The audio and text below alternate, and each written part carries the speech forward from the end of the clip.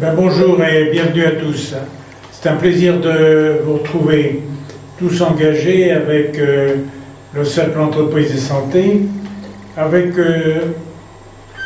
la volonté en commun d'innover et puis de pousser des innovations qui, comme l'a dit Anne-Marie dans son appel à tous, prennent soin de la vie au travail. Et pour prendre soin de la vie au travail, il y a plusieurs filières. Il y a une filière que nous aimons bien tous et qui progresse très heureusement, c'est la filière de l'ergonomie et dans l'ergonomie des auxiliaires que sont tous les exosquelettes et autres dispositifs. Ça va être donc le centre de notre discussion.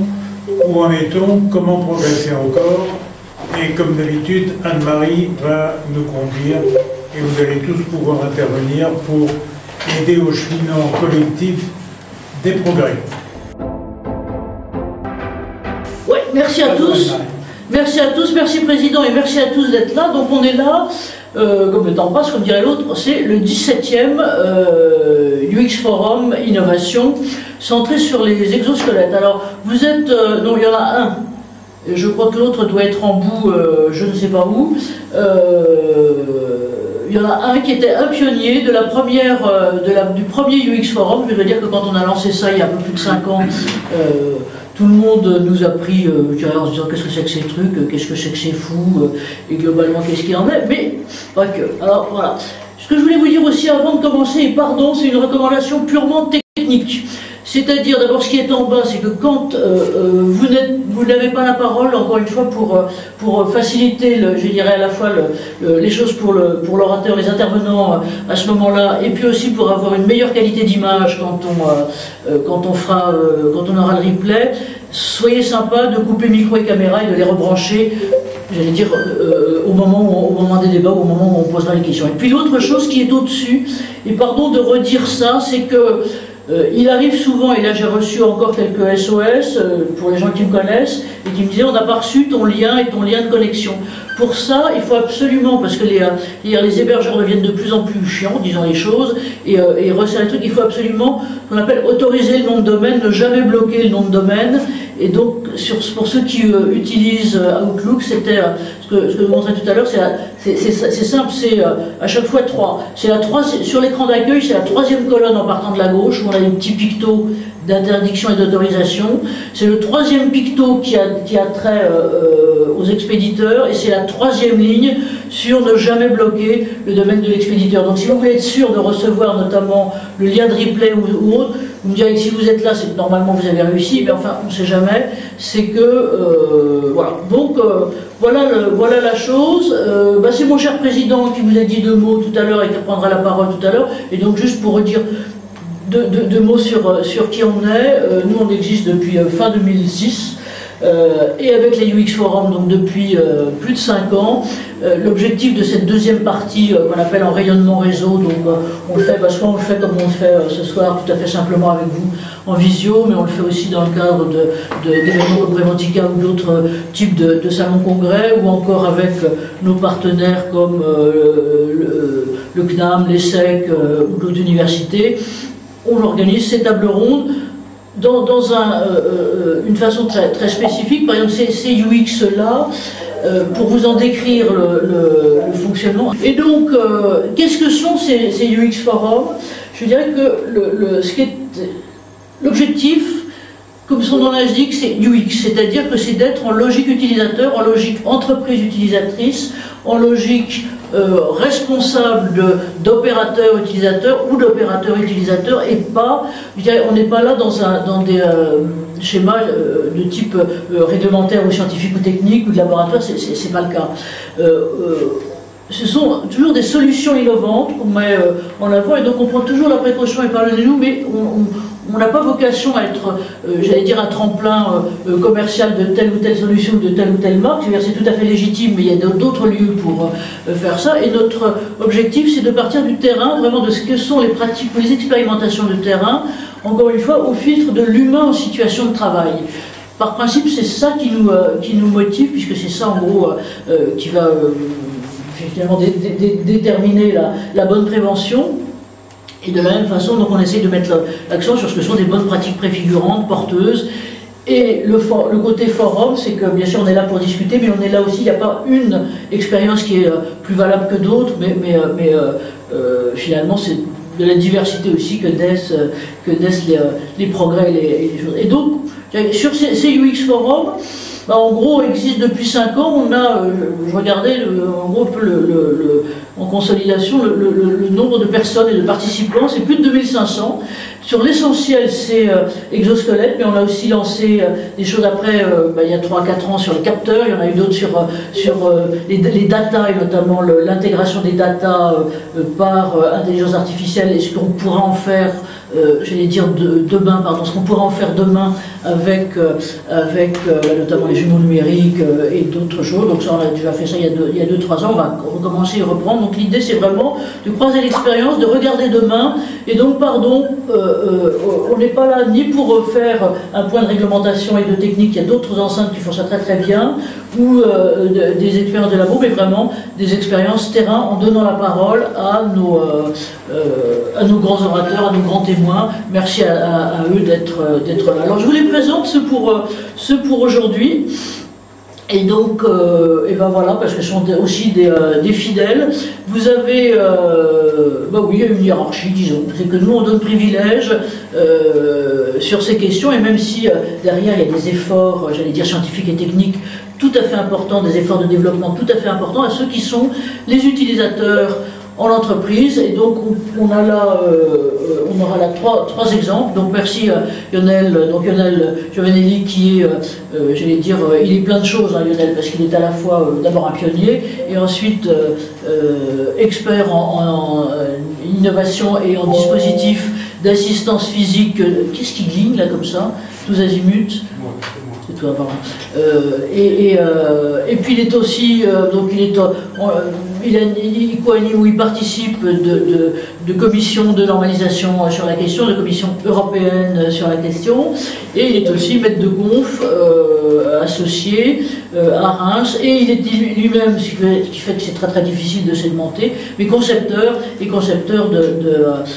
d'équipements nouveaux. Alors merci Lionel, donc la parole sera à toi tout à l'heure. Johanna Dian, donc elle représente la RATP, et donc qui a un programme d'innovation tout à fait spécifique. Alors d'ailleurs, je vous conseille de suivre Johanna, on dit Johanna, de suivre Johanna notamment sur les médias, puisque comme je sais tout, je sais qu'elle a dû être interviewée hier matin pour une émission sur France Inter ou sur France Info, justement sur l'intégration, qui maintenant, ce qui est d'ailleurs le signe que nos exosquelettes maintenant deviennent vraiment médiatisés et intégrés, je dirais, non seulement au travail mais aussi aux conversations. Et donc voilà, et Johanna donc à l'intérieur est ergonome, et à l'intérieur de la RATP et du programme d'innovation pilote, et elle nous expliquera comment un programme qui est destiné justement à l'intégration de toutes ces nouvelles technologies.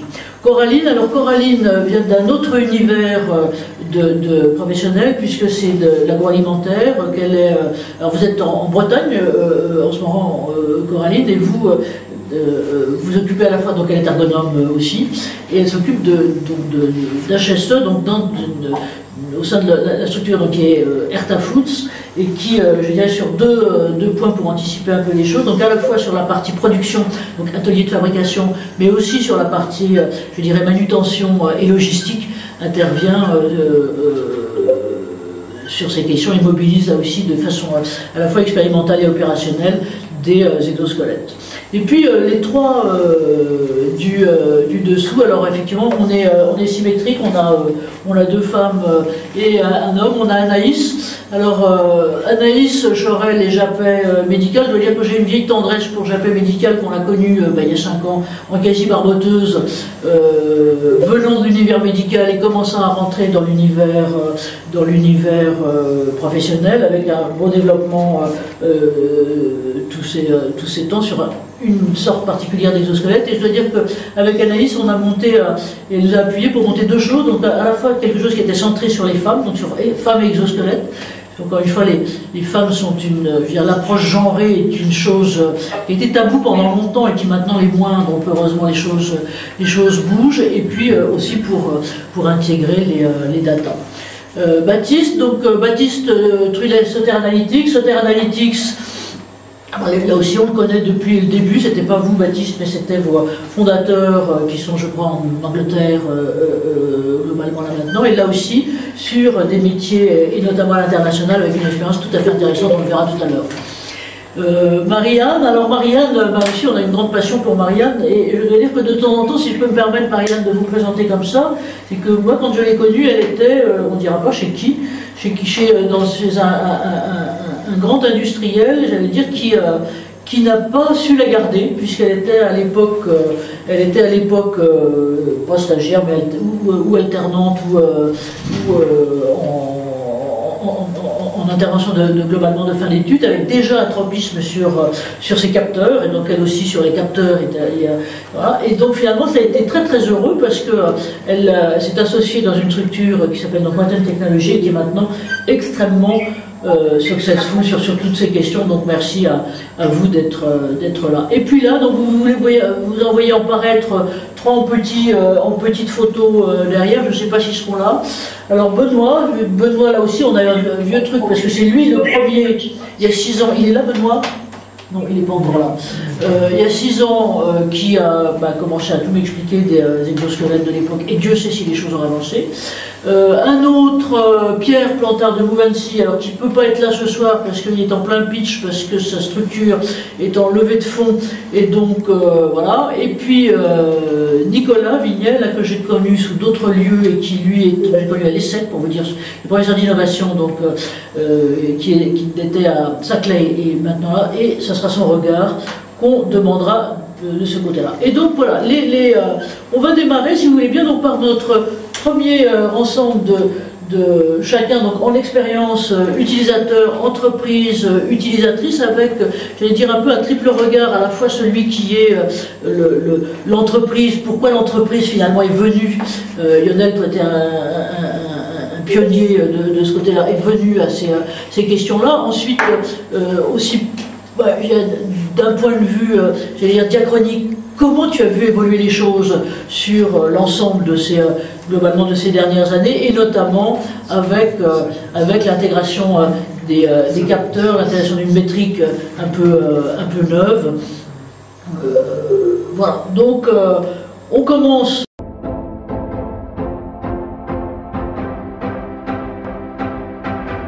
On commence par quoi, Lionel, si tu veux bien? Voilà. Et donc alors je me suis permis de piquer pour figurer les métiers. Je t'ai mis deux visuels, donc voici le premier. Monsieur Lionel, la parole est à toi. Nous sommes 56 en ligne. Voilà. Donc oui, ça fait quelques années qu'on travaille sur les exosquelettes, mais pas que. Ça fait partie des solutions qui permettent justement d'assister les agents.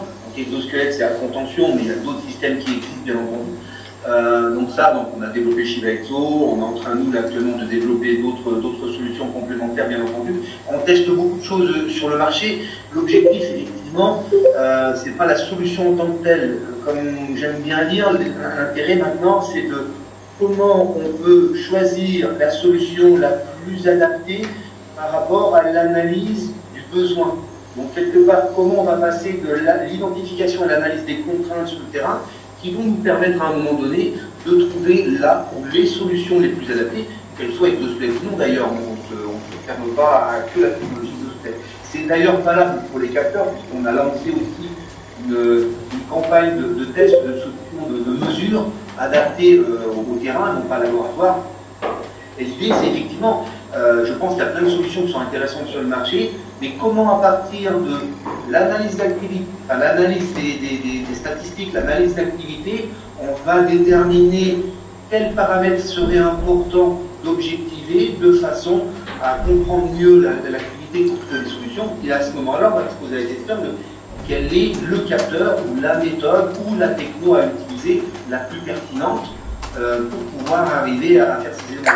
Donc je crois que le message maintenant, il il est clair, hein, les entreprises savent comment intégrer des exosquelettes avec l'aide effectivement des fabricants, des distributeurs, avec tout le travail qui a été fait au niveau de l'AFNOR, de l'INRS, et dans le travail aussi qui a été fait aussi dans les universités, parce qu'il y a beaucoup d'étudiants qui sortent maintenant qui ont des cours sur les exosquelettes, et qui fait que ça permet effectivement derrière d'avoir des demandes qui sont bien construites. Moi j'ai des établissements SNCF qui m'appellent, c'est normal parce que je fais SNCF, mais j'ai aussi quand même quelques entreprises externes qui m'appellent pour me demander mon avis par rapport à j'ai ces contraintes et j'ai du mal à m'y retrouver un petit peu dans les solutions pour lesquelles on pourrait effectivement tester par rapport à ça. Donc j'essaye de les aiguiller vers les solutions du marché que je connais et que j'ai pu tester, en précisant bien que, bien entendu, mon discours n'est que conseiller. Après, c'est à eux de tester leurs solutions et de se faire leur propre idée. Donc là, effectivement, là, c'est des activités, on voit que les contraintes, donc là en haut à gauche, hein, c'est vraiment une activité de remplacement de siège dans un TGV. C'est une activité que l'on fait énormément beaucoup.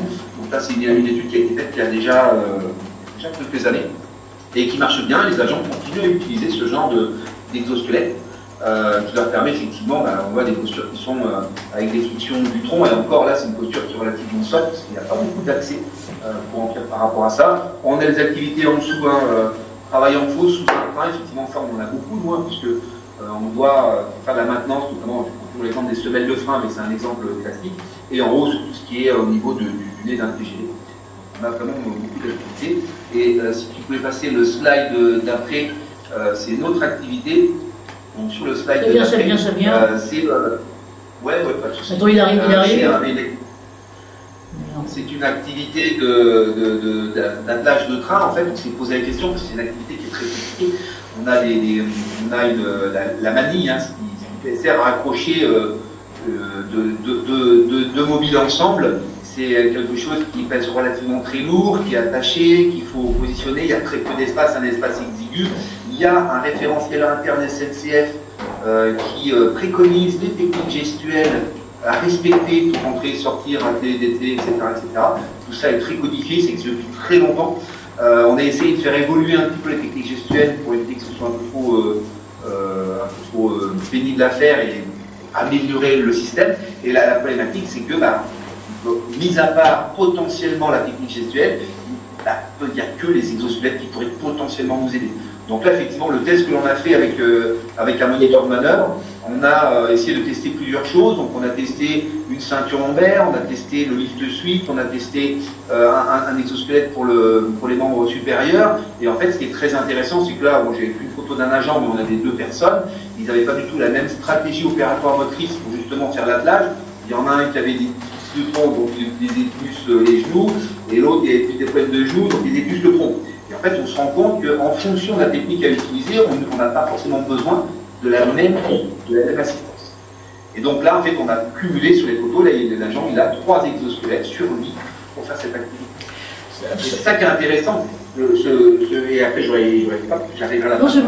C'est un travail que je suis en train de finaliser. C'est comment on peut arriver à identifier et qualifier les contraintes sur les différentes zones du corps, comment ça peut permettre justement d'exprimer des besoins d'assistance, et forcément derrière, par rapport à un catalogue de solutions que chacun doit se faire, par rapport à son entreprise, comment on va pouvoir choisir dans ces solutions, les solutions qui sont qualifiées, mais par rapport au même type de critères.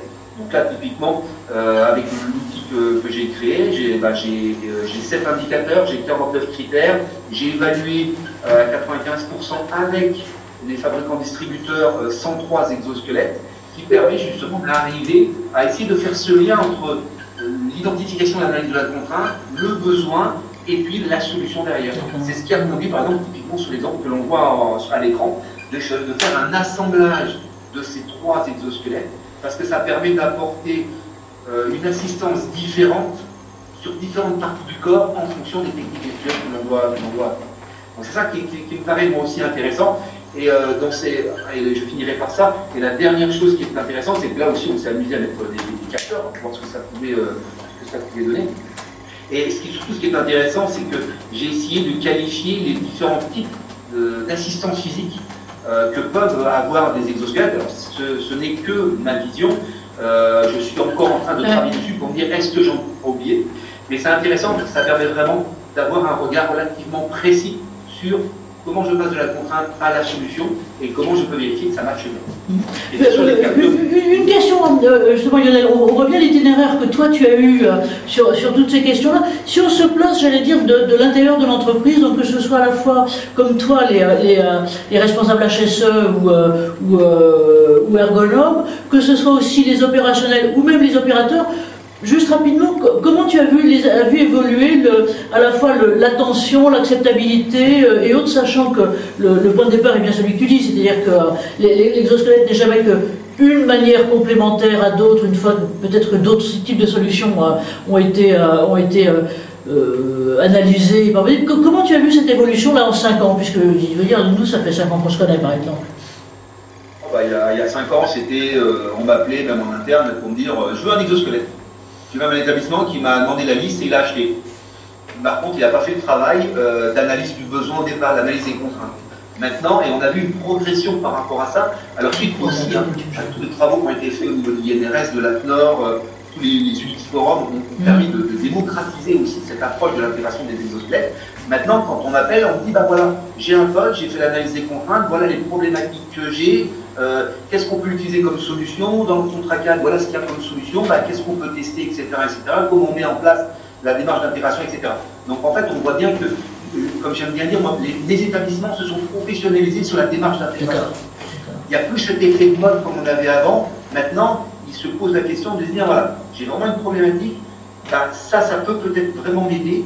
C'est pas juste un effet de mode, c'est pas juste pour faire le buzz comme quoi j'ai ici un exosquelette. C'est vraiment, voilà, je vais tester les choses et puis on va essayer de déployer derrière.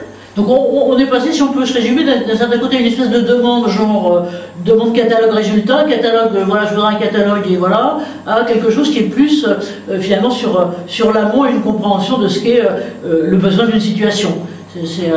Oui. Et chez toi, c'est flagrant. Merci à toi. On reviendra sur ces questions-là tout à l'heure. Maintenant, faut que je reprenne mon truc. Maintenant,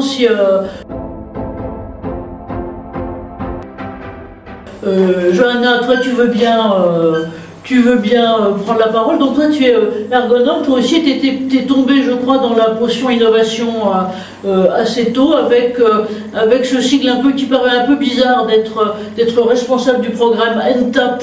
Mais NTAP, donc c'est les nouvelles technologies d'assistance physique à la RATP. Donc voilà, c'est à toi. Alors juste que tu ne sois pas surprise, j'ai pas pu m'empêcher au début, pardonne-moi, mais c'est public. C'est de piquer pour expliquer un peu les activités, des photos d'une visio qui doit dater de l'an dernier, je crois, et qui est intéressante et qui montre un certain nombre de métiers. Voilà, c'est à toi. Souci. Johanna Dian, donc moi je suis à la RATP. Alors je suis pas exactement la responsable du programme NTAP, donc Nouvelles Technologies d'Assistance Physique. Par contre je suis ergonome chef de projet dedans. Donc pour vous contextualiser un petit peu, donc nous on est au niveau de la direction de l'innovation à la RATP. On est 4 programmes aujourd'hui d'innovation stratégique et dont le programme NTAP. On est en transverse pour l'ensemble du groupe RATP. Notre objectif aujourd'hui, c'est de trouver des solutions sur le marché, que ce soit exosquelette, cobotique, robotique. Et depuis peu, on s'ouvre à tout ce qui va être réalité virtuelle, réalité augmentée. On trouve ces solutions, on identifie un potentiel besoin au sein du groupe et ensuite, on va faire toute une phase d'intégration, d'expérimentation pour essayer de démontrer et objectiver surtout qu'on a vraiment une réponse aux besoins qu'on a identifiés. Donc ça, on va le faire pour l'ensemble des départements. Du groupe RATP.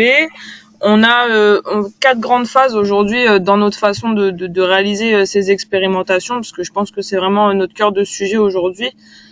Une première phase où on va tout simplement identifier un besoin, on va caractériser vraiment ce dont les collaborateurs peuvent avoir besoin pour améliorer leurs conditions de travail.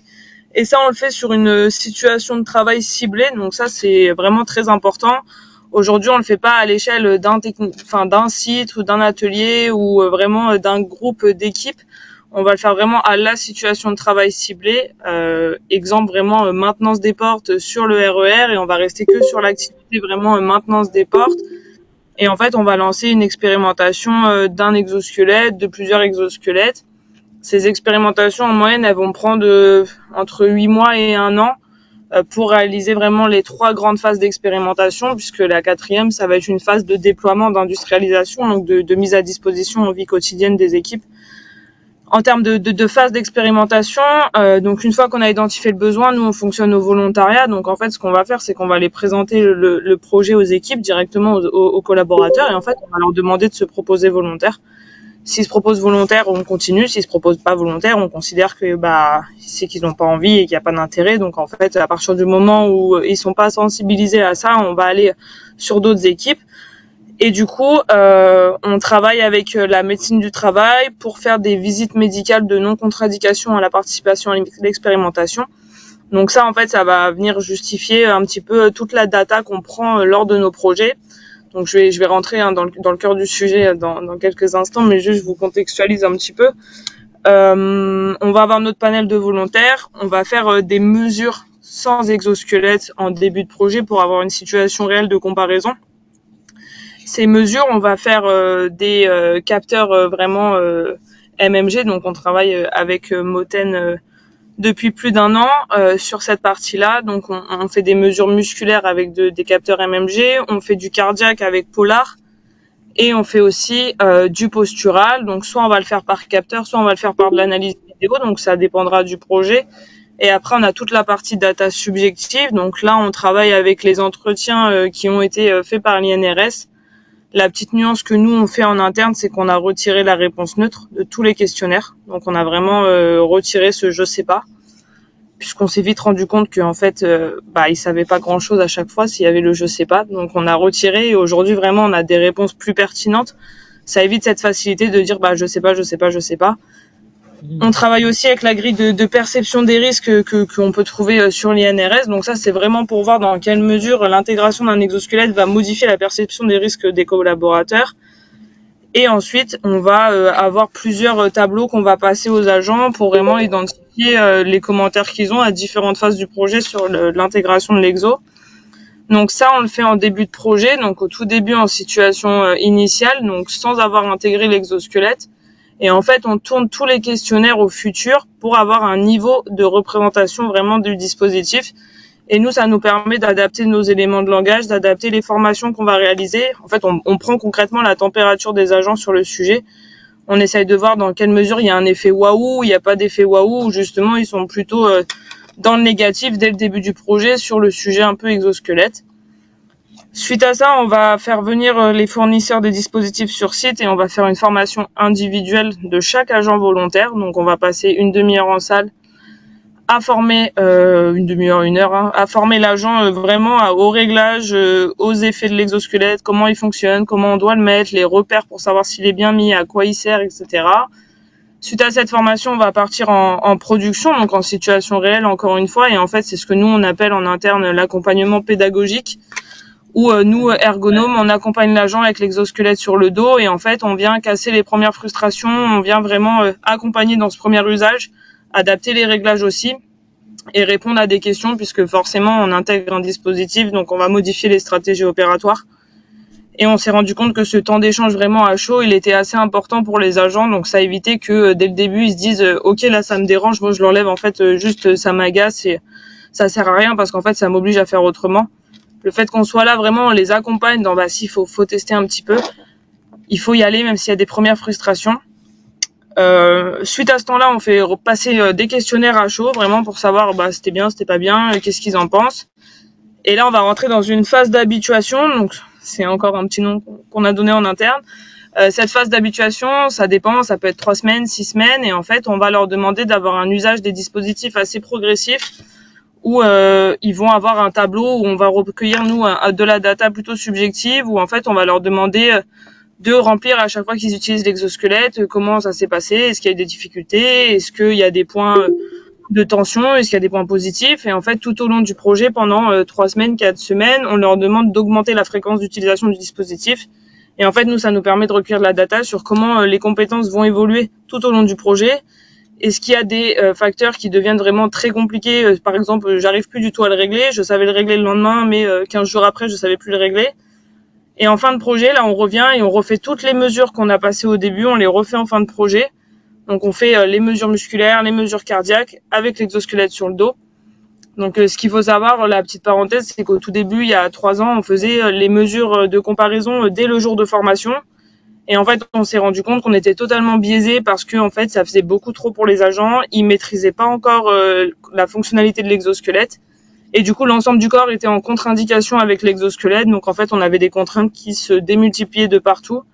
Du coup, on a décidé de leur laisser le temps de monter en compétences d'abord et après de passer vraiment une phase de comparaison et d'objectivation de cette data. Donc tout ça, ça nous permet d'aller justifier des déploiements, d'aller justifier que on répond à un besoin et surtout qu'on améliore vraiment les conditions de travail sur un poste ciblé. Donc ça, on va le faire dans un premier temps sur 2-3 agents sur un site. Ça va nous faire des premières tendances et si ces tendances sont positives, on va s'étendre à tous les ateliers qui sont concernés par cette situation de travail au sein du groupe. Et là, on peut monter à des panels de volontaires de 15-20 agents. Donc, tant qu'on n'aura pas fait ces 2 phases, on n'ira pas conclure sur un potentiel bénéfice d'un exosquelette pour une situation de travail ciblée. Donc là, les photos, vous voyez, je vous illustre juste les photos. Donc là, vous avez la maintenance des portes. Donc, on a déployé. Donc là, c'est le premier projet vraiment déployé. Un bras en l'air et un appui-tête sur des exosquelettes. La deuxième photo, c'est un travail de conception sur mesure sur un sac à dos exosquelette pour nos mainteneurs itinérants. Et la troisième photo, c'est un cobo de ponçage-lustrage pour l'ensemble de nos carrossiers des bus. Voilà. Ah oui, mais c'est bravo, merci, merci. On voit bien là, Johanna, restez en ligne, on voit bien là, je veux dire la solidité du processus que vous mettez en place pour accompagner l'ensemble. Ce que vous disiez était intéressant, c'est que au début, par exemple, vous avez changé les protocoles de mesure. C'est-à-dire, ce qu'on voit, c'est que vous avez tout très vite cherché à objectiver avec à la fois, j'allais dire, les questionnaires qui seraient d'ergonomie ou autres assez classiques, et en même temps à objectiver par les capteurs. C'est bien l'objectif là de notre réunion là. Et en même temps, en prenant, moi ce que je note aussi, c'est que vous faites vraiment un accompagnement très personnel, très individuel de vos volontaires, et que notamment vous avez été amené autour de ce terme que vous utilisez d'habituation, c'est de ne commencer, de déclencher, j'allais dire, des mesures qui seront ensuite, j'imagine, consolidées et récupérables que lorsque la première phase d'intégration est faite. C'est ça, hein? Oui, en fait, oui. Non, mais j'ai plein de questions. Alors là, je vous laisse redire là-dessus, puis après une autre. On s'est vite rendu compte que les agents, ils ont besoin de monter en compétences. On sait très bien qu'aujourd'hui, dès qu'on change un équipement de protection individuelle, il y a un temps d'acceptation, il y a un temps d'intégration. Alors quand on arrive avec des dispositifs type exosquelette, cobo, robot, on démultiplie encore plus ce temps. C'est nouveau pour eux, ils connaissent pas. Ils ont aussi une vision dans les salons aujourd'hui des gros équipements, des gros exosquelettes. Enfin, nous, quand on arrive avec les exosquelettes dont on voit un petit peu sur les photos, ils sont surpris parce qu'en fait, ils ont une vision très Robocop, très Iron Man. Donc nous, ce temps-là, vraiment en fait, on les laisse jouer avec. C'est ce qu'on leur dit et c'est comme ça qu'on l'exprime aussi nous. On leur dit, en fait, là, on va vous le laisser. Vous jouez avec. La condition, c'est qu'il y a un périmètre, une activité autorisée. Si on vous dit maintenance des portes, vous n'allez pas en fausse, vous n'allez pas je ne sais où avec. Et à chaque fois que vous l'utilisez, par contre, vous nous remplissez une ligne en disant c'était cool, c'était pas cool, j'y arrivais pas à le régler, franchement ça servait à rien, et on leur demande d'être le plus transparent possible. Et des fois ça nous amène même à devoir contacter les fournisseurs des exosquelettes pour leur dire écoutez, là on a peut-être un besoin de modifier un peu ce dispositif, est-ce que vous êtes en capacité? Il y a vraiment sur cette phase d'habituation, pour nous c'est un peu la phase tremplin dans nos projets où elle est pas évidente puisqu'on essaye de décrocher du terrain et les laisser un petit peu en autonomie. Et là, il y a la théorie que je vous raconte et il y a la réalité derrière de se dire, on part du terrain, il faut quand même qu'ils les mettent. Donc, on doit beaucoup tenir la main, on doit beaucoup les solliciter, mais c'est vraiment important pour nous sur la montée en compétences et derrière pour avoir des retours vraiment objectifs sur le dispositif. Une question qu'on reprendra peut-être après, 2 questions d'ailleurs. Une, vous parlez beaucoup de montée en compétences, et je pense que ça c'est tout à fait, c'est un paramètre qui serait intéressant de discuter peut-être tout à l'heure en matière de débat sur justement comment ces équipements, parce que souvent la peur était d'une forme de semi-automatisation ou d'amoindrissement des tâches, mais en fait c'est le contraire. Et l'autre question, là j'aimerais bien que vous répondiez peut-être tout de suite, c'est sur l'environnement, c'est-à-dire en gros à la fois les camarades de l'équipe, le chef d'équipe, comment vous avez vu évoluer les choses et comment vous faites pour que, si on peut dire, l'acceptation ne soit pas que l'acceptation de l'opérateur ou de l'opératrice, mais aussi l'acceptation de l'ensemble qui ne doit pas être simple. Du coup, Nous sommes en minutes, hein. Bien sûr, pas de souci. Express, on y va. Nous, on travaille beaucoup sur les questions d'identité professionnelle parce que ça peut être des freins dans les projets et dans les intégrations. Ce qu'on met en place, c'est qu'on met en place des agents référents et des binômes référents où on met un manager et un agent référent sur le sujet exosquelette par site. Et ensuite, c'est pas un secret, mais la clé, c'est qu'on est sur le terrain quasi tout le temps, en fait. Le temps de terrain est très important. Il faut être sur le terrain. C'est là qu'on a tous les éléments et des fois des éléments même informels où autour d'un café, l'agent, il va nous dire, ah ouais, l'exo aussi, on pouvait faire ça, ça serait trop bien. Et en fait, ces temps-là, il faut les prendre, il faut les capter et il faut vraiment les traiter surtout. Faut pas se dire que comme c'était autour du café, c'est pas réel. Et nous vraiment, on essaye de sensibiliser tout le monde, on intègre tout le monde. À la RATP, la hiérarchie est très, très, très séquencée. On essaye de prendre tous les maillons de l'échelle et de les intégrer à la démarche. On essaye. Encore une fois, après, il y a la réalité, mais on fait très attention aux questions d'identité professionnelle, ça c'est sûr. Il y a beaucoup de chambrage, entre guillemets, il y a beaucoup de vannes sur les agents volontaires qui portent les exosquelettes. Nous, ce qu'on a décidé, c'est que dès qu'il y avait vanne ou chambrage, on intervenait. Donc, on allait un peu à la confrontation pour casser ça direct et ne pas laisser, parce qu'après, le volontaire, il veut clairement plus être volontaire. Merci Johanna. Donc, on reviendra sur d'autres questions tout à l'heure. Merci à vous.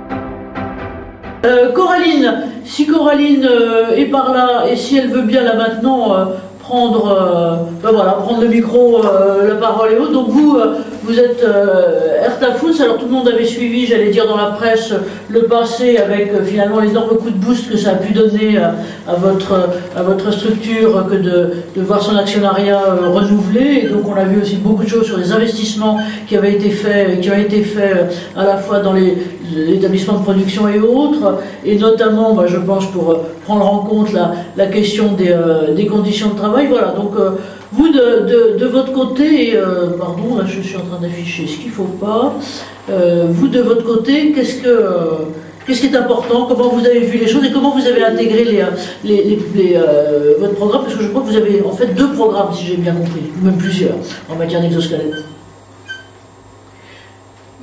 On a plusieurs sujets en cours, notamment une recartographie de l'ensemble de nos postes de travail, donc sur les sites de production et sites logistiques, avec le logiciel Kimea, qui est en fait notre porte d'entrée en termes de recotation des risques, repriorisation des risques et surtout une aide à la communication au sein des équipes, au sein de l'infirmerie et autres, et pour aider à améliorer les conditions de travail par la suite. Et en fait, au travers cette recartographie, là, je voudrais vraiment vous parler d'une ligne qui s'appelle la mise sous papier au jambon, où on a pu profiter des investissements de notre actionnaire Casa Taradellàs pour automatiser une partie de la ligne. Donc en fait, la sortie de la ligne qui nous permet justement de supprimer un poste pénible qui avait été identifié grâce au logiciel Kimea. Et en fait, il y a l'autre partie de la ligne, malheureusement, ne pourra pas être améliorée parce que technologiquement, c'est trop compliqué.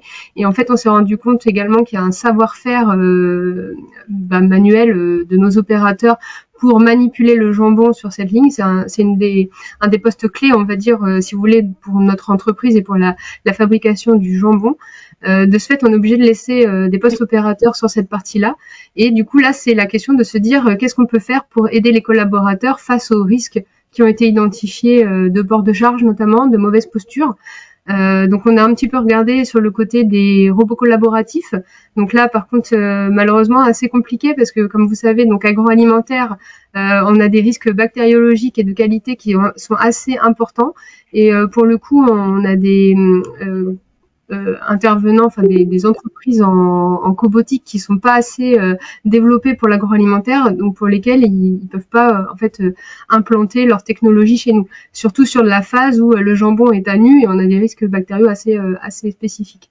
Donc du coup, on a un petit peu écarté ces solutions-là.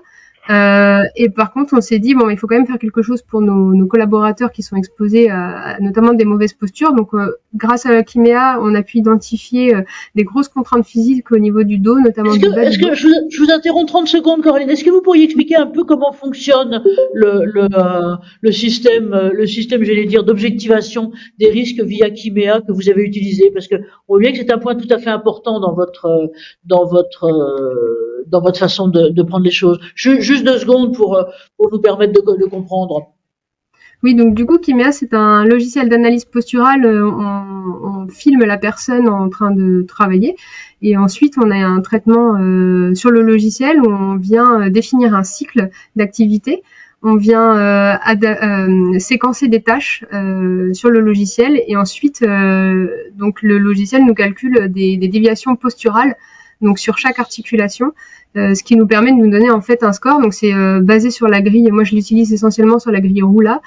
Et en fait, ça vient nous dire les pourcentages d'exposition, de déviation posturale. Donc, on sait assez facilement si la personne se retrouve dans des cotations plutôt jaune, orange, rouge.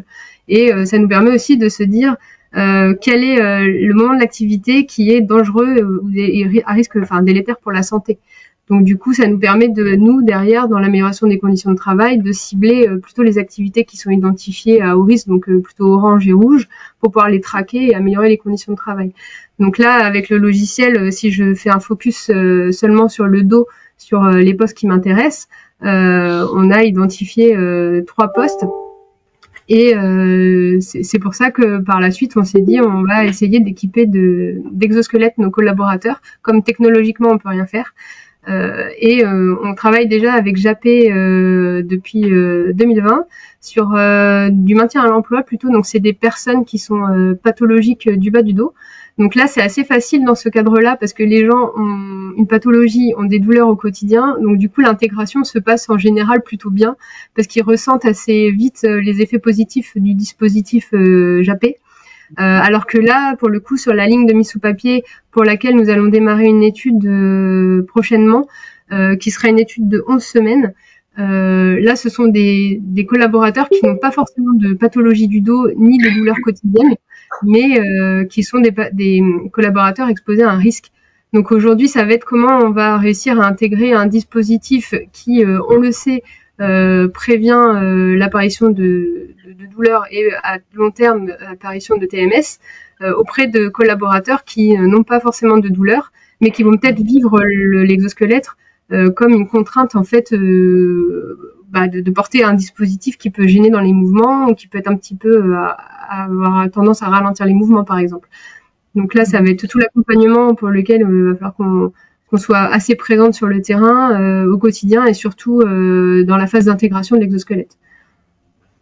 Ça on voit bien, je vous interromps 30 secondes pour vous, mais je vais vous repasser le micro juste. Ce qui est intéressant, c'est que donc ces 2 programmes, vous avez d'un côté le programme donc qui est, j'allais dire, sur la ligne de fond active et donc sur lequel vous avez d'ailleurs identifié des métiers auxquels, enfin qui sont vos métiers plus, si on peut dire, auxquels vos opérateurs sont très très attachés. Et puis vous avez donc les autres qui sont plutôt de réintégration, de réhabilitation et sur lequel là, vous dites, et c'est bien intéressant, vous avez globalement moins de freins.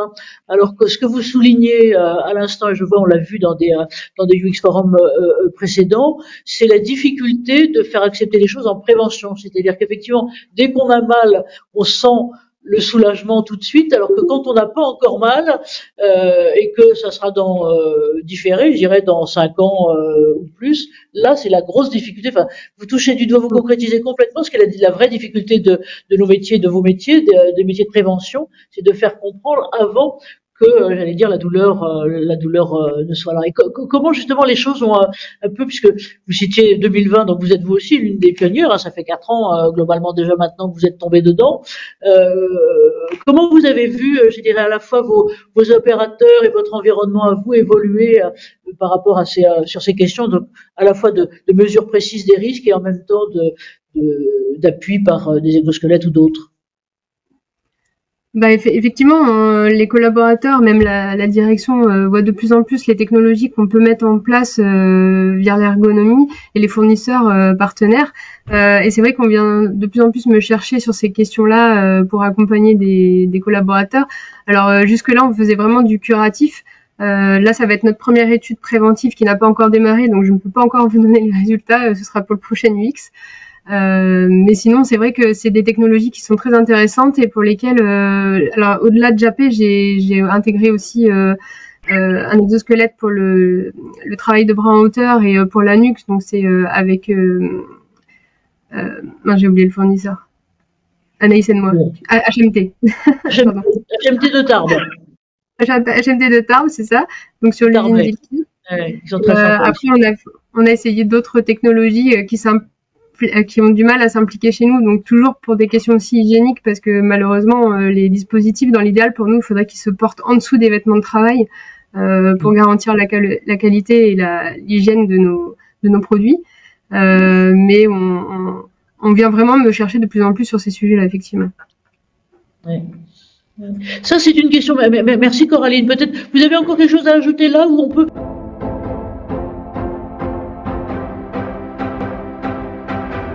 J'aimerais bien là, que tous les deux, nos deux prédécesseurs, vos deux prédécesseurs, sur la question que vous souleviez qui est essentielle et qui est une chose est l'acceptation, j'allais dire quand on voit finalement quand on se voit soulagé directement, mais une autre chose est de pouvoir finalement peut-être vivre la contrainte avant le soulagement. Chez vous, chez toi Lionel et chez toi Johanna, comment ça cette sensibilité à l'utilisation justement de dispositifs avant problème, si on peut dire, comment ça s'est posé et comment ça se vit, je dirais moins de votre point de vue perso que du point de vue, encore une fois, de l'entreprise et des opérateurs.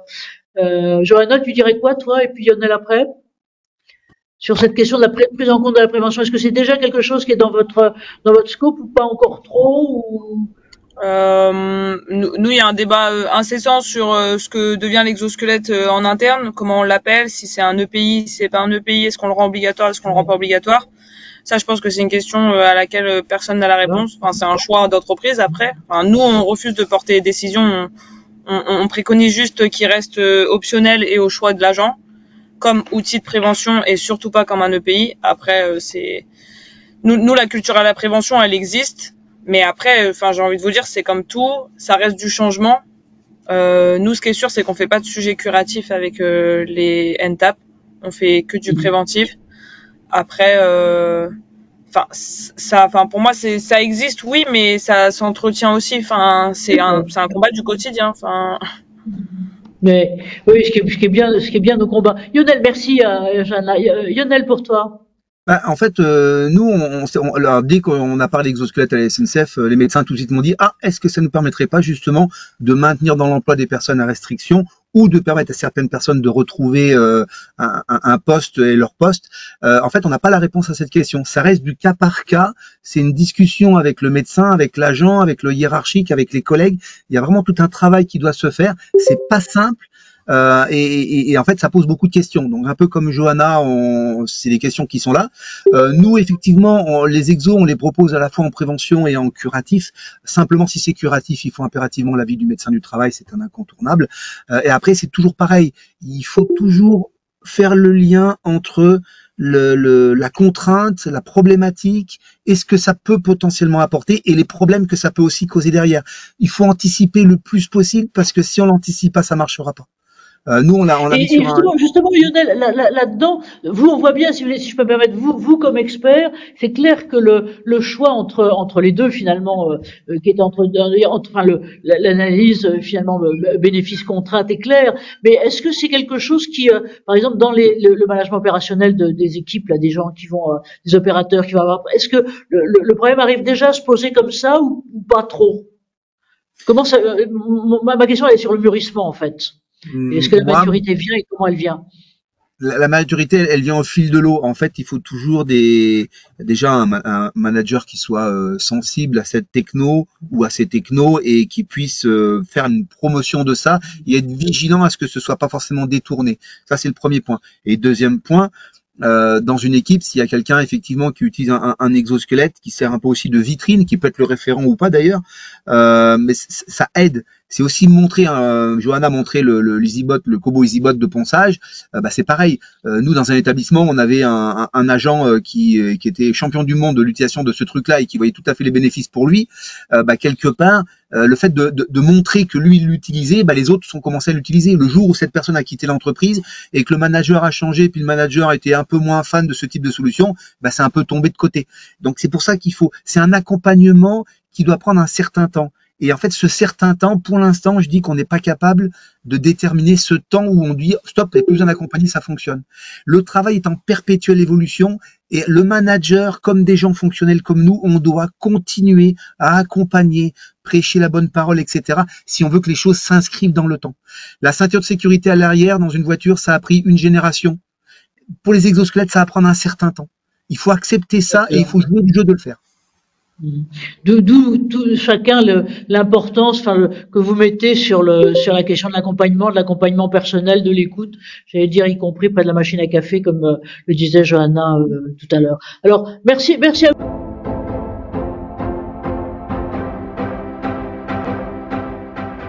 Merci à vous. On va passer, si vous voulez bien, à la deuxième partie de notre débat. J'arrive tout de suite avec cette fois-ci l'autre côté du miroir qui est le côté des mesureurs, l'autre côté des spécialistes de métrique, de l'autre côté des concepteurs de systèmes qui vont justement permettre d'objectiver, puisque c'est la grande question, c'est que le ressenti, le vécu individuel est important. J'allais dire aussi le vécu et l'expérience des concepteurs, mais vu aussi de leur point de vue. Donc on commencera par Anaïs, si vous voulez bien, Anaïs Chorel, donc du côté cette fois-ci des concepteurs d'équipement, d'équipement d'exosquelettes. Voilà, quelles sont un peu les vigilances, comment vous avez vu évoluer les choses, Anaïs, par rapport au dispositif que vous mettez en place, et puis peut-être une question, parce que pardon, mais elle nous est chère à toutes les deux. Comment, même si la France n'est pas encore complètement championne de l'emploi des femmes, et notamment de l'emploi des femmes en matière d'opérateurs ou d'opératrices, mais si quand même, comment vous avez vu monter justement à la fois chez vous et en même temps dans les entreprises où vous installez les différents exosquelettes, et notamment peut-être dans d'autres horizons, là on vient d'en voir deux industriels, comment vous faites, comment ça se passe, voilà. Donc à vous. Effectivement, je pense qu'on voit une évolution dans l'intégration et le marché des exosquelettes. Les exosquelettes, ça a d'abord effectivement commencé par les grandes entreprises. On avait là ERTA, RATP ou SNCF qui ont été les précurseurs de l'intégration de ces solutions, parce qu'elles avaient en interne des personnes qui étaient dédiées à ces projets et qui, parce qu'elles ont commencé avant toutes les autres, ont effectivement de l'avance par rapport aux plus petites entreprises qui s'y sont mis un petit peu plus tard.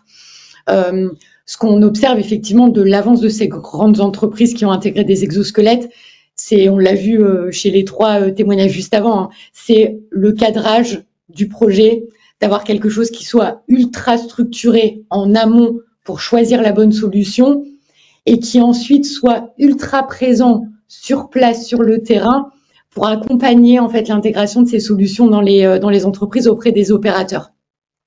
La data, peut-être juste une question, Anaïs, pour que ça soit plus simple aussi pour tous nos participants. C'est en gros vous à la fois qui vous êtes, mais aussi quel est votre rapport sur cette à la fois en tant qu'Anaïs et en tant que Japet, sur cette question justement finalement non seulement d'intégration d'exosquelettes, mais d'aide à l'amélioration des conditions de travail, d'aide à la prévention. Juste deux mots pour vous situer et permettre à nos 63 personnes de savoir en gros voilà qui vous êtes. Anaïs, pardon. Il n'y a pas de souci. Donc effectivement, je me présente. Donc Anaïs Scorel. Moi, je suis responsable des intégrations chez Japet Médical. On a en fait une forte valeur de la santé, quelle que soit la période de vie de la personne. Donc la santé à l'hôpital. Et là, quand on parle des exosquelettes en santé au travail, de la santé au travail. La santé, c'est pas seulement réparer des dégâts qui ont déjà été faits. La santé, ça passe aussi par la prévention et le diagnostic de problématiques. Donc, quand on parle de santé au travail, on parle à la fois du maintien dans l'emploi de personnes qui ont déjà des pathologies, mais aussi et surtout, il ne faut pas l'oublier, de la prévention des risques sur la santé des opérateurs. C'est effectivement nous quelque chose qu'on prône au quotidien dans les entreprises et dans l'intégration des exosquelettes sur des volets qui sont effectivement ceux qui ont été annoncés. La première, c'est on mesure avant d'installer quoi que ce soit. C'est-à-dire qu'on ne va pas installer, que ça soit un robot, un cobo ou un exosquelette. C'est pas des outils rigolos, un peu nouveaux, gadgets qu'on va utiliser. L'analyse, elle est sine qua non avant même de penser à ce qu'on va intégrer. Les analyses, elles vont se baser effectivement sur du retour d'expérience de l'opérateur qui va lui signifier, par exemple, qu'il a mal au dos en fin de journée. Mais c'est aussi et surtout basé sur de l'analyse, soit via effectivement du EMG, de la MMG, ou sur de l'analyse posturale via des outils comme Movency, Kimiad Movency, ou il y en a beaucoup d'autres, hein, Sauter. Mais l'idée, c'est vraiment d'objectiver à la fois qualitativement et quantitativement les problématiques qui sont sur le poste pour ensuite pouvoir trouver la solution qui va pouvoir fonctionner. Les solutions qu'on va choisir, elles doivent elles aussi avoir fait l'objet d'études et de validation. Enfin, n'intégrez pas tout et n'importe quoi dans vos sociétés si toutefois la personne elle vous dit que c'est bien. J'ai jamais vu une personne dans une entreprise dire que son produit c'est nul. Pour être très poli, basez-vous en fait sur des faits, des études qui ont été réalisées. Les études, c'est ça qui prime, à la fois sur le besoin et à la fois sur la validation et l'utilité de la solution. Et ensuite, quand on va l'intégrer, il faut être sur le terrain, à la fois pour accompagner les opérateurs au quotidien, parce qu'effectivement, dans 100% des cas, s'il n'y a pas quelqu'un qui suit le projet, l'exo, ça ne marche pas. Ça finit dans un placard, ça prend la poussière, ça bénéficie à personne. Et puis, une fois qu'on va intégrer les exosquelettes ou ces solutions auprès des opérateurs, moi, je trouve qu'il est aussi important de remesurer derrière l'effet de l'exosquelette. Et ça, effectivement, ça peut passer soit par les outils qu'on a utilisés pour objectiver le besoin, soit ça va aussi passer par les fabricants d'exosquelettes qui vont adapter leurs outils pour que demain, il puisse y avoir de la data dans les outils sur l'utilisation, sur le bénéfice et sur l'usage. Est-ce que vous pourriez, Anaïs, donner un exemple dans un autre univers? Je vois, par exemple, on avait quelqu'un qui me disait, est-ce que, vous reconnaîtrez nos orientations, mais ça c'était un de nos participants qui nous dit, mais est-ce que, qu'est-ce qui est possible, par exemple, dans l'univers de soins ou dans l'univers d'aide à domicile? Voilà, donc, par exemple, voilà, dans l'univers de soins, comment vous mesurez à la fois l'activité, les besoins, comment vous intervenez, parce que on sent bien que votre type d'intervention est plutôt centré sur les personnes et donc sur les besoins, j'allais dire à la fois physiologiques et sans doute aussi psychologiques des personnes. Voilà. Question là-dessus juste pour illustrer. Alors il y a toujours plusieurs éléments qui vont rentrer dans la ligne de mire. La première, c'est l'évaluation de l'intégralité des tâches du poste de travail et du séquençage de l'activité. Si vous portez une charge 1 seconde toutes les 10 minutes, vous n'allez pas faire que mettre, enlever votre exosquelette. Enfin, ça ne marchera pas. Ensuite, il faut avoir une validation et une discussion avec les personnes directement sur le poste. Donc, faire une session de travail, faire un groupe de projet qui intègre, par exemple, dans le milieu du soin, les aides-soignantes. C'est elles qui réalisent le métier. Personne ne connaît mieux le métier d'une aide-soignante que l'aide-soignante qui réalise son métier. Parce qu'effectivement, entre le métier prescrit et le métier réel, en fait, on se rend compte qu'il y a toujours des différences. Donc, on va vraiment se baser sur le métier réel qui est fait par l'opérateur.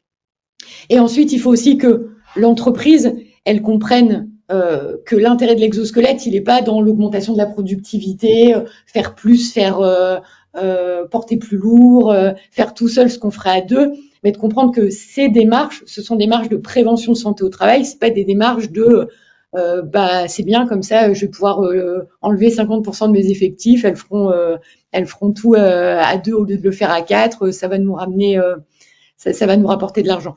Donc il y a vraiment dans le projet l'analyse du poste de travail qu'on va mesurer, objectiver.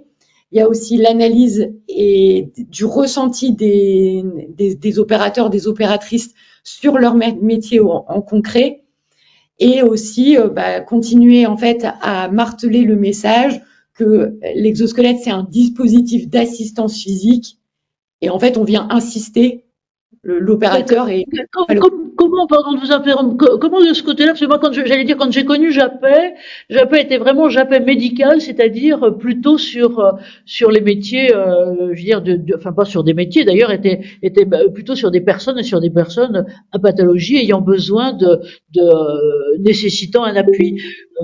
Ça fait donc maintenant, oui, ça à peu près 5 ans, et donc je pense depuis ce moment-là qu'on se connaît. Comment vous avez vu évoluer, j'allais dire, les interlocuteurs entreprises? Là, c'était un peu la question que je posais tout à l'heure à la fois à Johanna et à Lionel. Comment vous avez vu évoluer la demande ou la configuration là-dessus? Alors, on voyait bien Coraline était beaucoup sur l'approche des risques, nécessité encore une fois d'objectiver par une approche des risques. Johanna nous montre à quel point là à chaque fois sur un élément, elle part complètement du volontariat, des besoins, des attitudes, de l'étude du ressenti. Comment vous avez senti, vous qui avez une vastitude, vous n'avez pas une seule entreprise, vous en avez plusieurs, comment vous avez vu les choses évoluer? Et en ce moment, quelles sont les vigilances que vous mettriez en avant? En fait, ce qu'on observe maintenant, c'est que l'exosquelette, il est plus uniquement dans les grandes entreprises qui ont en fait débroussaillé le chemin pour tout le monde. C'est maintenant l'exosquelette, il est sur des artisans plaquistes, il est sur des maréchaux ferrants, il est sur des apiculteurs. Il est vraiment maintenant accessible à tous, parce que c'est des personnes effectivement qui eux ont pas effectivement de grosses équipes, mais par contre qui ressentent le besoin pour eux-mêmes et en direct d'un dispositif d'assistance physique. Et c'est là où effectivement ça devient intéressant au niveau de l'exosquelette, c'est que il y a eu un gros défrichage sur la partie prévention, parce que on avait besoin de comprendre comment est-ce qu'on intégrait ce genre de solution, comment est-ce qu'on objectivait ce genre de solution, qui aujourd'hui fait qu'on connaît un peu mieux l'exosquelette, que les gens connaissent aussi un peu mieux l'exosquelette, et que ça s'intègre maintenant dans tout type de structure, et quelle que soit la typologie d'un... Voilà, donc c'est ça qui vous a frappé, c'est surtout l'ouverture à des structures et donc des besoins un peu différents. Alors voilà, ouais. Donc on avait notre représentante exosquelette, si on peut dire générique, qui était Anaïs Sorel.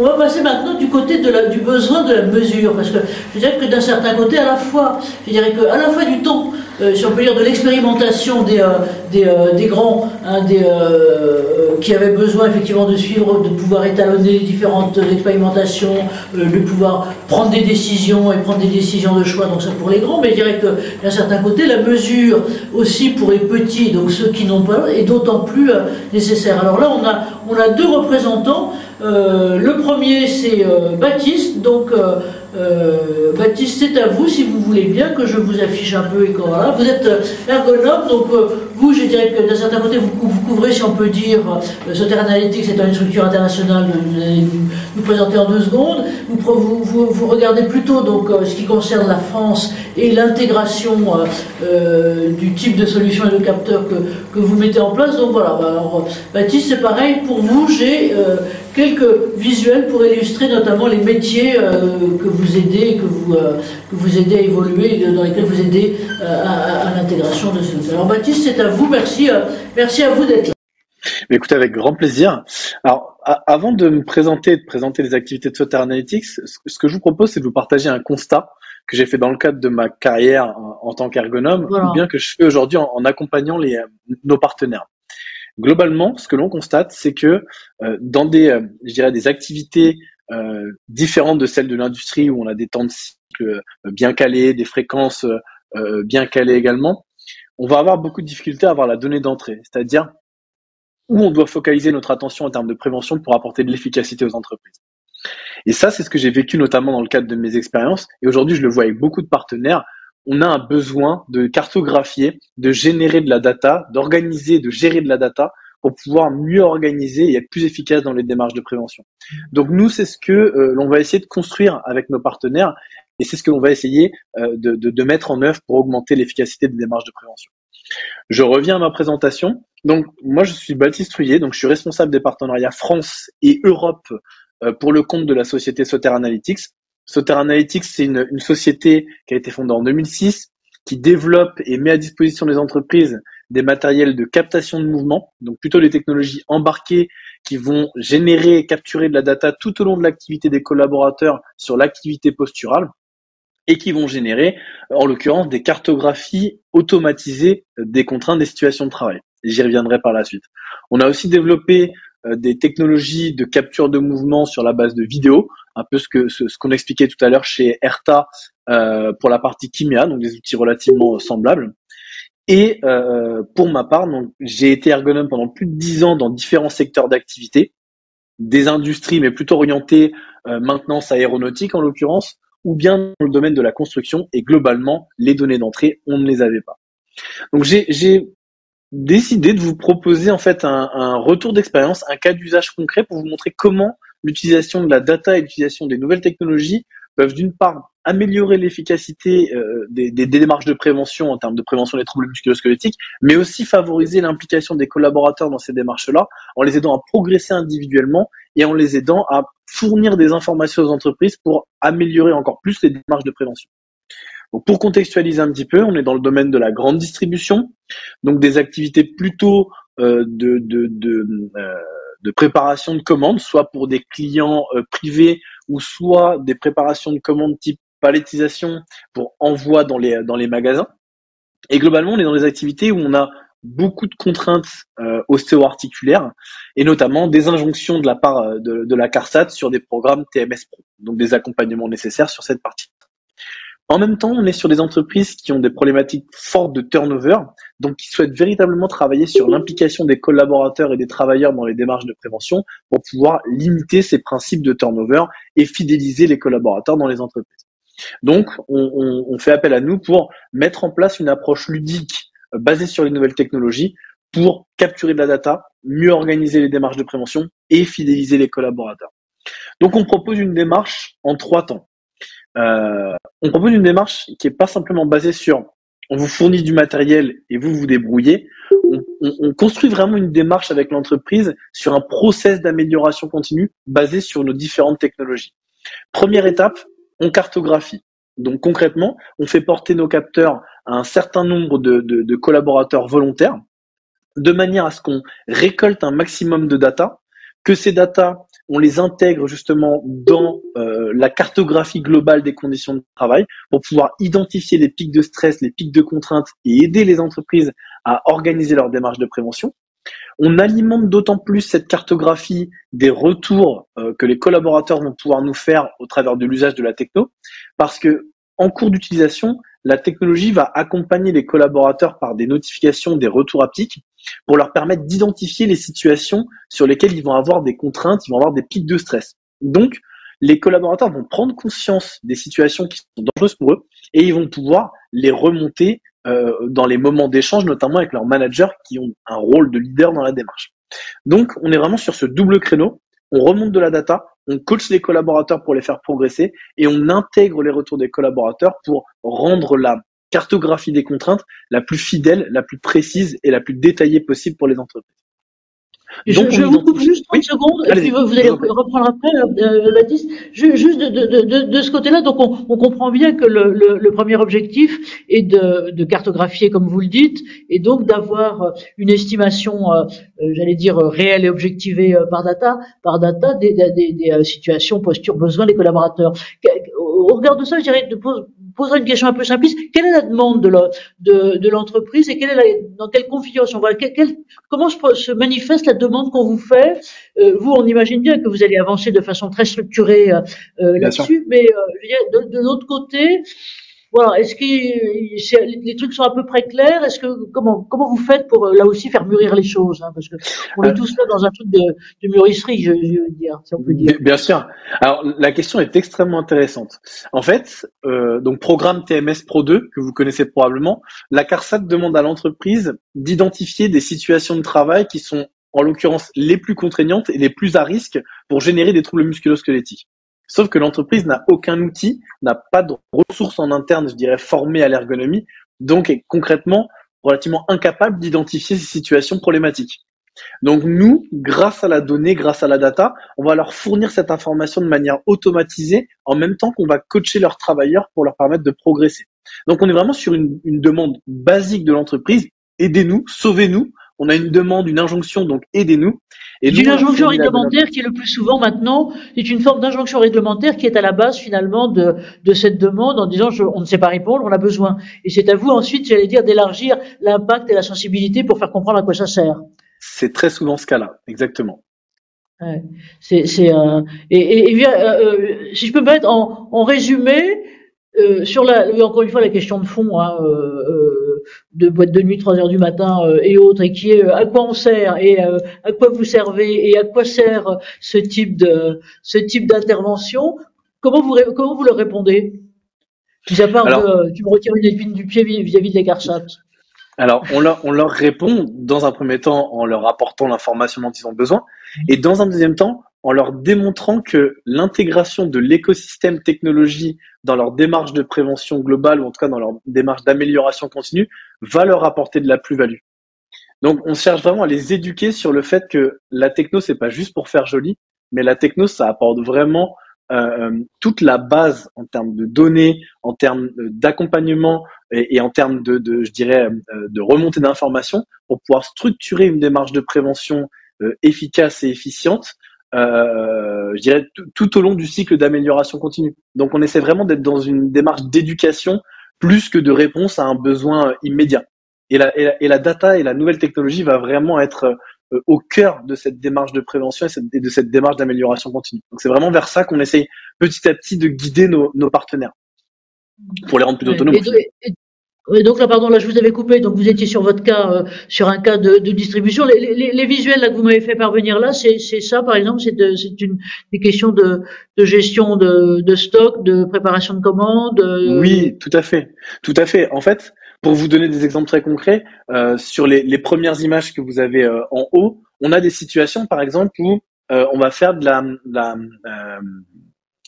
j'ai oublié le terme, du filmage de palettes. Donc, on va devoir filmer des palettes et on a le choix entre des équipements automatisés ou des équipements manuels.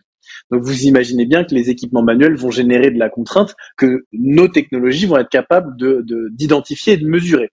Donc, en fait, on va intégrer ces éléments-là dans la cartographie, démontrer que les étapes de filmage de palettes sont des étapes sensibles en termes de contraintes, et ensuite, on va mettre de la ressource en termes de prévention sur ces étapes contraignantes que l'on a identifiées au travers de la cartographie pour pouvoir améliorer globalement les conditions de travail des salariés. Donc là, on va utiliser plutôt les outils, je dirais, de capture de mouvements de vidéo, type Timea, type sauteur task, ou type Moten, ou type j'en passe et des meilleurs parce qu'il y en a pas mal sur le marché.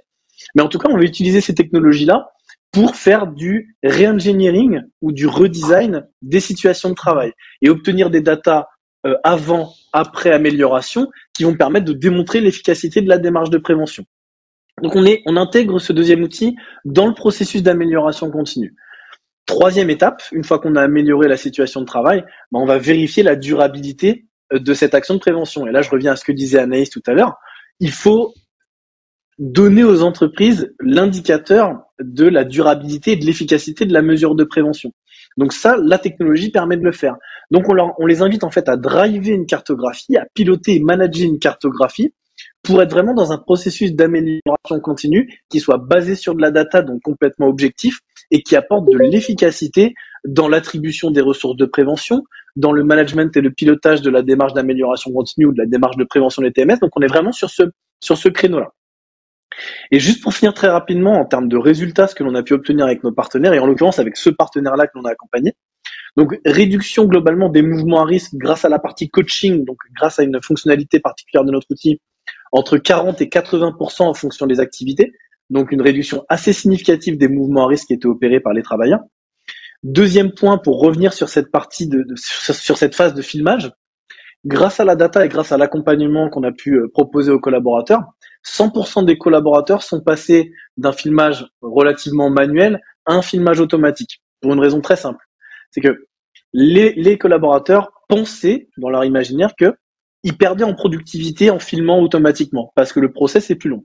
Sauf que ce qu'on leur a démontré grâce à la data, c'est que ces temps de repos qu'ils utilisaient, qu'ils gagnaient en utilisant les filmeuses automatiques, c'était un temps de repos qui leur permettait finalement de lisser les contraintes tout au long de leur activité et donc d'être moins fatigués au cours de leur journée. Et finalement, en lissant et en observant la data, on s'est rendu compte que l'utilisation du filmage automatique, même si à un moment donné de la journée, ça réduisait un petit peu la productivité parce que c'était plus long, lisser sur la journée, ça générait une augmentation de la productivité en réduisant les contraintes manuelles qui allaient être opérées par les travailleurs. Ça, c'est un deuxième point qui est vraiment important. Grâce à la data, on arrive à démontrer que des pratiques personnelles ou collectives, ou en tout cas des croyances collectives, peuvent être contrées grâce à l'utilisation de la data. Et dernier point, aujourd'hui, on a vraiment intégré ce processus d'amélioration continue dans cette entreprise-là. Et ce qu'on se rend compte, c'est que les démarches de prévention qui sont mises en œuvre sont beaucoup plus efficaces. Pourquoi ? Parce que finalement, les ressources en prévention sont pas illimitées dans les entreprises, donc elles sont précieuses. Et nous, grâce à la data, on aide ces ressources à se diriger vers des problématiques de fond des entreprises et à résoudre des problèmes qui apportent de la valeur. Donc, la techno et les démarches data-driven en termes de prévention apportent plus d'efficacité en termes de prévention pour protéger la santé des collaborateurs et rendre les démarches de prévention plus efficientes et apporter plus de valeur ajoutée aux entreprises.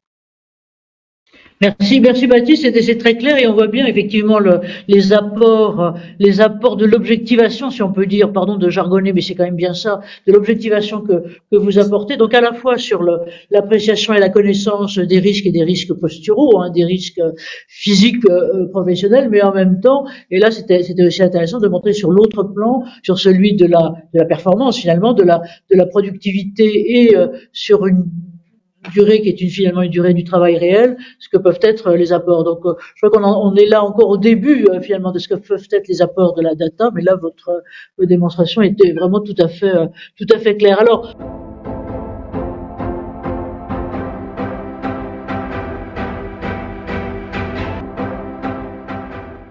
alors Marianne, Marianne, ça va être à vous. Merci Baptiste. Marianne, ça va être à vous et autres.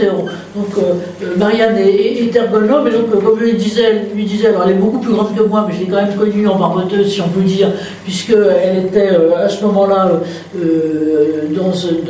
en accompagnement d'une grande structure justement pour aider, mesurer l'intégration des exosquelettes. Et puis finalement, vous avez fait le grand saut et vous êtes passé de l'autre côté sur finalement la création pour rejoindre une structure qui venait de se créer justement pour, encore une fois, sur le fait de la mesure et de l'objectivation de tous ces dossiers. Alors Marianne, c'est à vous, si vous pouvez à la fois présenter votre activité. Là j'ai mis quelques photos, celles que vous m'aviez envoyées, puis j'en ai trouvé une dans un univers par exemple agro, mais il y a aussi des univers industriels. Donc voilà, c'est à vous pour présenter à la fois votre activité et puis surtout votre rapport et la façon dont justement vous avez pu voir les choses, j'allais dire, glisser sur votre propre carrière entre avant et puis maintenant. C'est le cas de le dire. Donc à vous Marianne. Complètement, merci Anne-Marie. Donc effectivement, moi je suis ergonome associée chez Moten. Moten, pour faire très court, c'est une entreprise qui utilise et qui vend des capteurs pour des applications de prévention des risques, notamment de TMS et de lombalgie. On a un objectif permanent de finalement diminution d'exposition au risque, TMS lombalgie, et ça passe par pas mal de sujets différents. Et donc du coup pas mal aussi de secteurs différents desquels qu'on peut découvrir. Et en fait historiquement, Moten, on a commencé par l'évaluation de l'impact de l'exosquelette en ligne de production automobile, typiquement, et puis agroalimentaire, parce qu'à l'époque, donc c'était il y a 5 ans à peu près, on ne savait pas objectiver les effets des exosquelettes vraiment au travail. On commençait à le faire, on savait le faire au niveau du laboratoire, au niveau d'études scientifiques qui étaient menées par l'INRS, mais aussi par différents fournisseurs, concepteurs et puis universités. Mais les gens, les préventeurs voulaient savoir vraiment ce qui se passait concrètement sur leur situation à eux, dans leur secteur qui leur est propre, avec leurs contraintes et leur population. Donc en fait, on a commencé sur une activité d'évaluation d'exosquelettes, tout simplement en situation réelle, grâce aux capteurs qu'on a développés. Et en fait, au fur et à mesure des années, les problématiques ont glissé vers une problématique peut-être plus globale, mais qui intègre aussi ces fameux exosquelettes.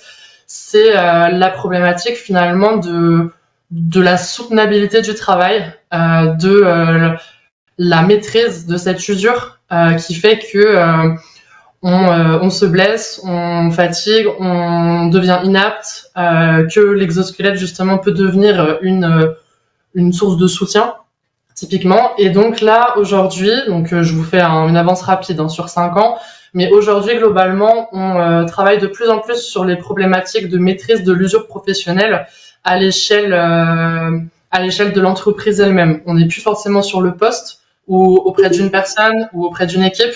On monte de plus en plus vers des problématiques groupes et des problématiques quasiment politiques sur cette fameuse usure professionnelle.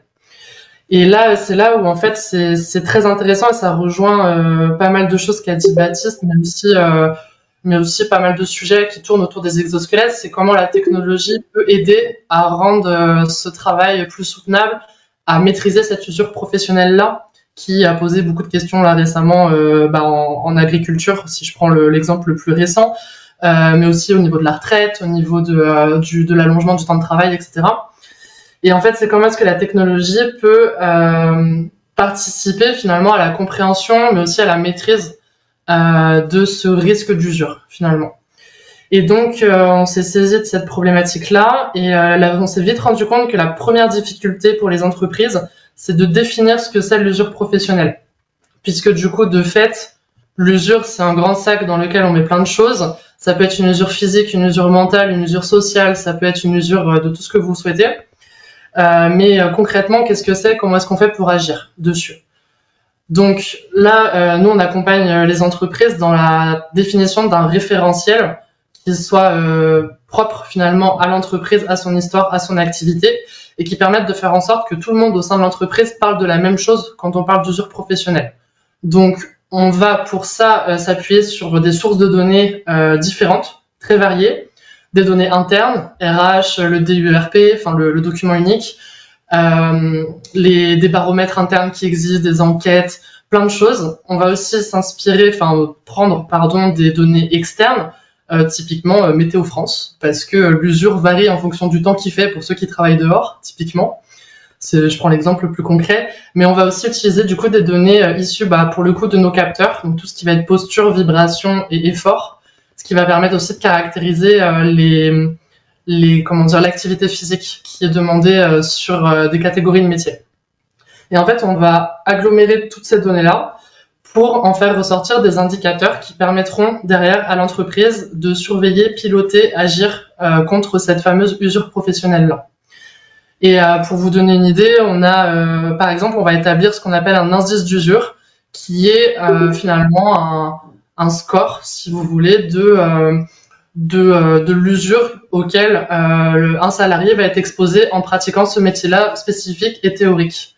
Et ensuite, on va mêler aussi des indicateurs individuels, par exemple des pathologies existantes, l'âge, le genre, ce genre de choses-là, pour pouvoir établir ce qu'on appelle un capital d'usure et dire, voilà, cette personne-là, elle a plus de risques d'être touchée par des conséquences de l'usure professionnelle qu'une autre personne. Typiquement, on réagit pas de la même façon quand on a 25 que quand on a 55 ans. Quand on est une femme et qu'on travaille bras en l'air, on réagit pas de la même façon que quand on est un homme. Enfin, toutes ces choses-là qui vont permettre aussi de définir différentes priorités, finalement. Et puis derrière, une fois qu'on a ces indicateurs-là, une fois qu'on a compris ce que c'était l'usure professionnelle, l'entreprise elle va piloter des démarches d'amélioration des situations. Et ces démarches-là, ça peut être de la formation, mais ça peut être aussi l'intégration d'exosquelettes, le développement de nouveaux outils, de nouveaux process, etc., etc. Et en fait, on évaluera en permanence ces indicateurs d'usure professionnelle pour voir si les salariés sont de plus en plus usés ou de moins en moins usés. Et l'objectif, évidemment, c'est quand même d'atteindre un travail soutenable, donc une usure la plus maîtrisée possible et la plus faible possible. Et donc voilà, globalement, on utilise la donnée pour des choses beaucoup plus globales aujourd'hui que que l'évaluation seule d'exosquelettes. Bon, même si honnêtement, ça reste une activité assez fréquente au sein de Moten. Mais aujourd'hui, on a quand même un changement une montée en compétence des acteurs sur le sujet de l'exosquelette et de la donnée, qui fait qu'on arrive sur des problématiques et des demandes beaucoup plus complexes et presque politiques pour certaines. Et oui, mais qui sont quasiment politiques, vous avez raison, oui, et qui sont devenus très très importants là-dessus. Merci. Merci Marianne, attendez, je suis en train de rebrancher mon truc. Merci Marianne de cet exposé, parce que et on voit bien effectivement l'ouverture. Pour le coup, on parlait tout à l'heure de maturité, de maturation des problèmes, et on voit bien effectivement nous de l'extérieur, je veux dire en gros depuis 5 ans là qu'on organise là, c'est que on voit bien l'évolution des choses qui sont parties de choses, j'allais dire très techniques, voire techniques et réglementaires, encore une fois essentiellement, qui demeure un sujet qui est tout à fait important et qui était centré sur des postes de travail. Et puis après des situations de travail, parce qu'effectivement on est plutôt sur des travailleurs individuels, pas forcément postés, et puis ensuite sur l'intégration sur l'ensemble, ensuite sur l'intégration dans des démarches. Donc on a vu le sujet s'élargir, et là vous en montrez bien, si je peux me permettre, la dimension qui est non seulement politique, mais qui devient une dimension complètement stratégique pour les structures, pour les entreprises. Alors beaucoup pour les entreprises qui utilisent, je veux dire, qui mobilisent des métiers physiques, et donc des métiers où l'effort physique est un effort important. Mais demain, je dirais, on va être aussi sur les questions de pénibilité mentale, même si pour l'instant on n'arrive pas à les voir. Et ce qui est important, je crois, dans ce que vous soulignez, et puis on peut peut-être demander à nos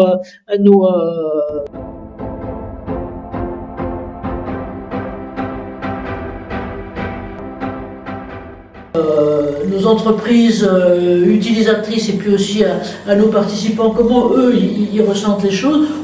On voit bien que ces questions finalement d'usure, et c'est très intéressant, si je peux me permettre, en droit français, la notion de pénibilité est en train de disparaître, a disparu et a été gommée, si on peut dire, à la suite de la loi retraite, a été gommée progressivement du code du travail. Et donc finalement on passe effectivement tout ce que dit Marianne sur la durabilité, c'est-à-dire qu'on passe d'une appréciation ponctuelle de l'impact ponctuel d'une situation de travail à une vision usure professionnelle qui est une vision sur le temps.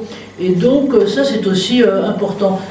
Donc un peu question pour vous trois, j'allais dire Coraline, Lionel et Johanna, comment vous voyez ça, comment vous voyez, enfin on l'a bien senti d'ailleurs dans vos exposés, comment cette maturité venait et touchait maintenant d'autres questions. Voilà, un peu c'est à vous, et puis c'est à chacun qui veut, qui sort sur le micro, comme dirait l'autre, donc juste pas tous en même temps.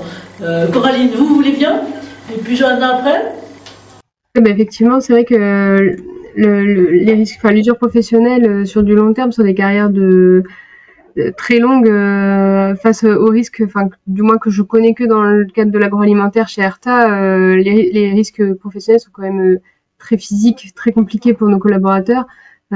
Si on n'accompagne pas à l'amélioration des conditions de travail grâce notamment à des outils, une carrière va être difficile à tenir sur du très long terme. Donc là, c'est une logique de carrière qui intervient là-dedans. Moi, il y a une autre chose, si je peux me permettre, dans ce que vous aviez pris, ce que vous disiez tout à l'heure, Coraline, qui était important aussi, c'était sur la ligne de production finalement sur laquelle vous envisagiez, vous expérimentez déjà des exosquelettes et des mesures, puisque c'est un peu les deux choses. C'est que c'est à la fois une forme de ligne de production complètement stratégique pour l'entreprise, et en même temps qui était fondée sur les personnes, donc sur les opératrices qui développent cette question, et sur leur savoir-faire. Donc là encore, on voit un peu le lien qu'établissait Baptiste tout à l'heure entre, d'un côté, on a préservé le capital humain en tant qu'opérateur, mais on a aussi quelque part, ça aide à préserver le capital de savoir-faire. Oui, effectivement. Et ce que je n'ai pas précisé tout à l'heure sur cette ligne, on a très peu de personnel embauché.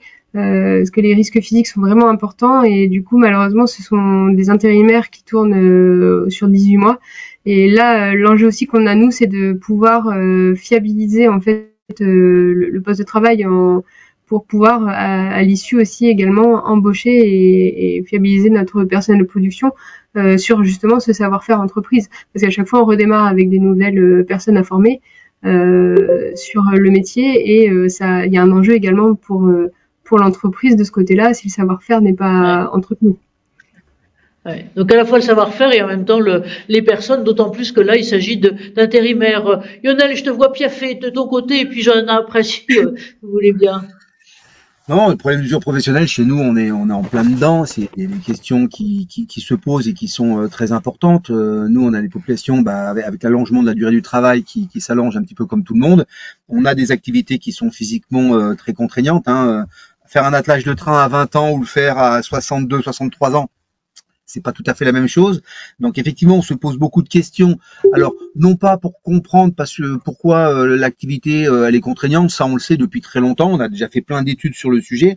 En revanche, effectivement, on essaie d'avoir une stratégie globale sur la prise en compte de l'anticipation de l'usure professionnelle et que peut-on faire maintenant pour éviter ça.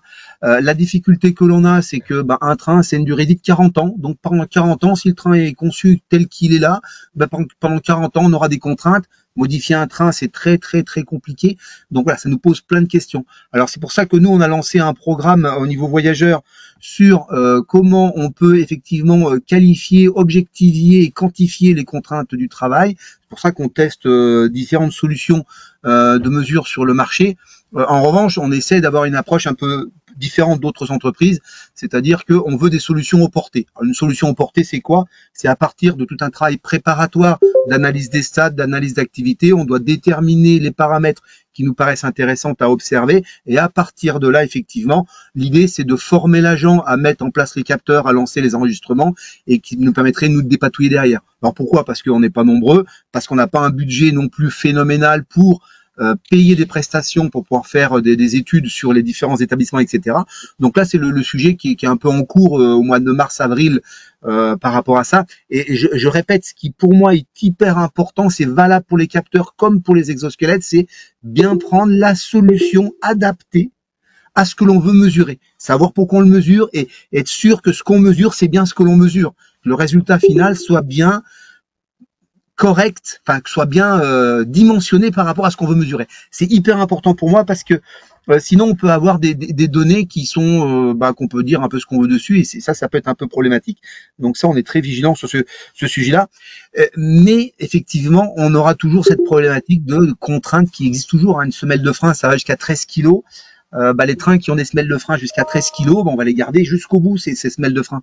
Et un agent qui fait ça toutes les nuits, c'est compliqué. Donc là, exosquelette, c'est une solution. Okay. Voilà. Merci Lionel.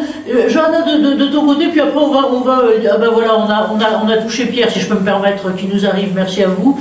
Et j'espère que tout s'est bien passé avant. De votre côté, Johanna, voilà, ces questions d'usure, cet élargissement des choses, là on voit bien vous avez une démarche très structurée, mais en même temps un peu une vision, une pensée de derrière, comme dirait Montaigne, une vision lointaine. Comment vous voyez les choses? Enfin, moi, je vais rejoindre ce qu'ont dit les deux précédents intervenants, mais on est dans le ferroviaire, on connaît les contraintes depuis des années.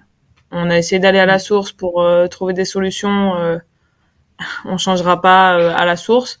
Donc aujourd'hui, il faut trouver des solutions plus techniques pour apporter vraiment une amélioration sur cette usure. Nous, on a l'innovation, c'est spécifique, mais derrière, il faut garder en tête que ça suffit pas juste d'innover. Il faut pérenniser les actions, il faut les suivre, il faut vérifier à moyen long terme que ça fonctionne.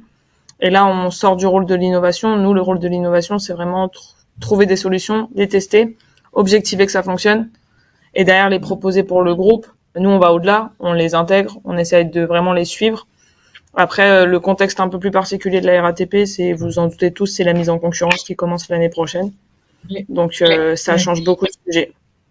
Je suis désolée, mais je vais devoir vous laisser.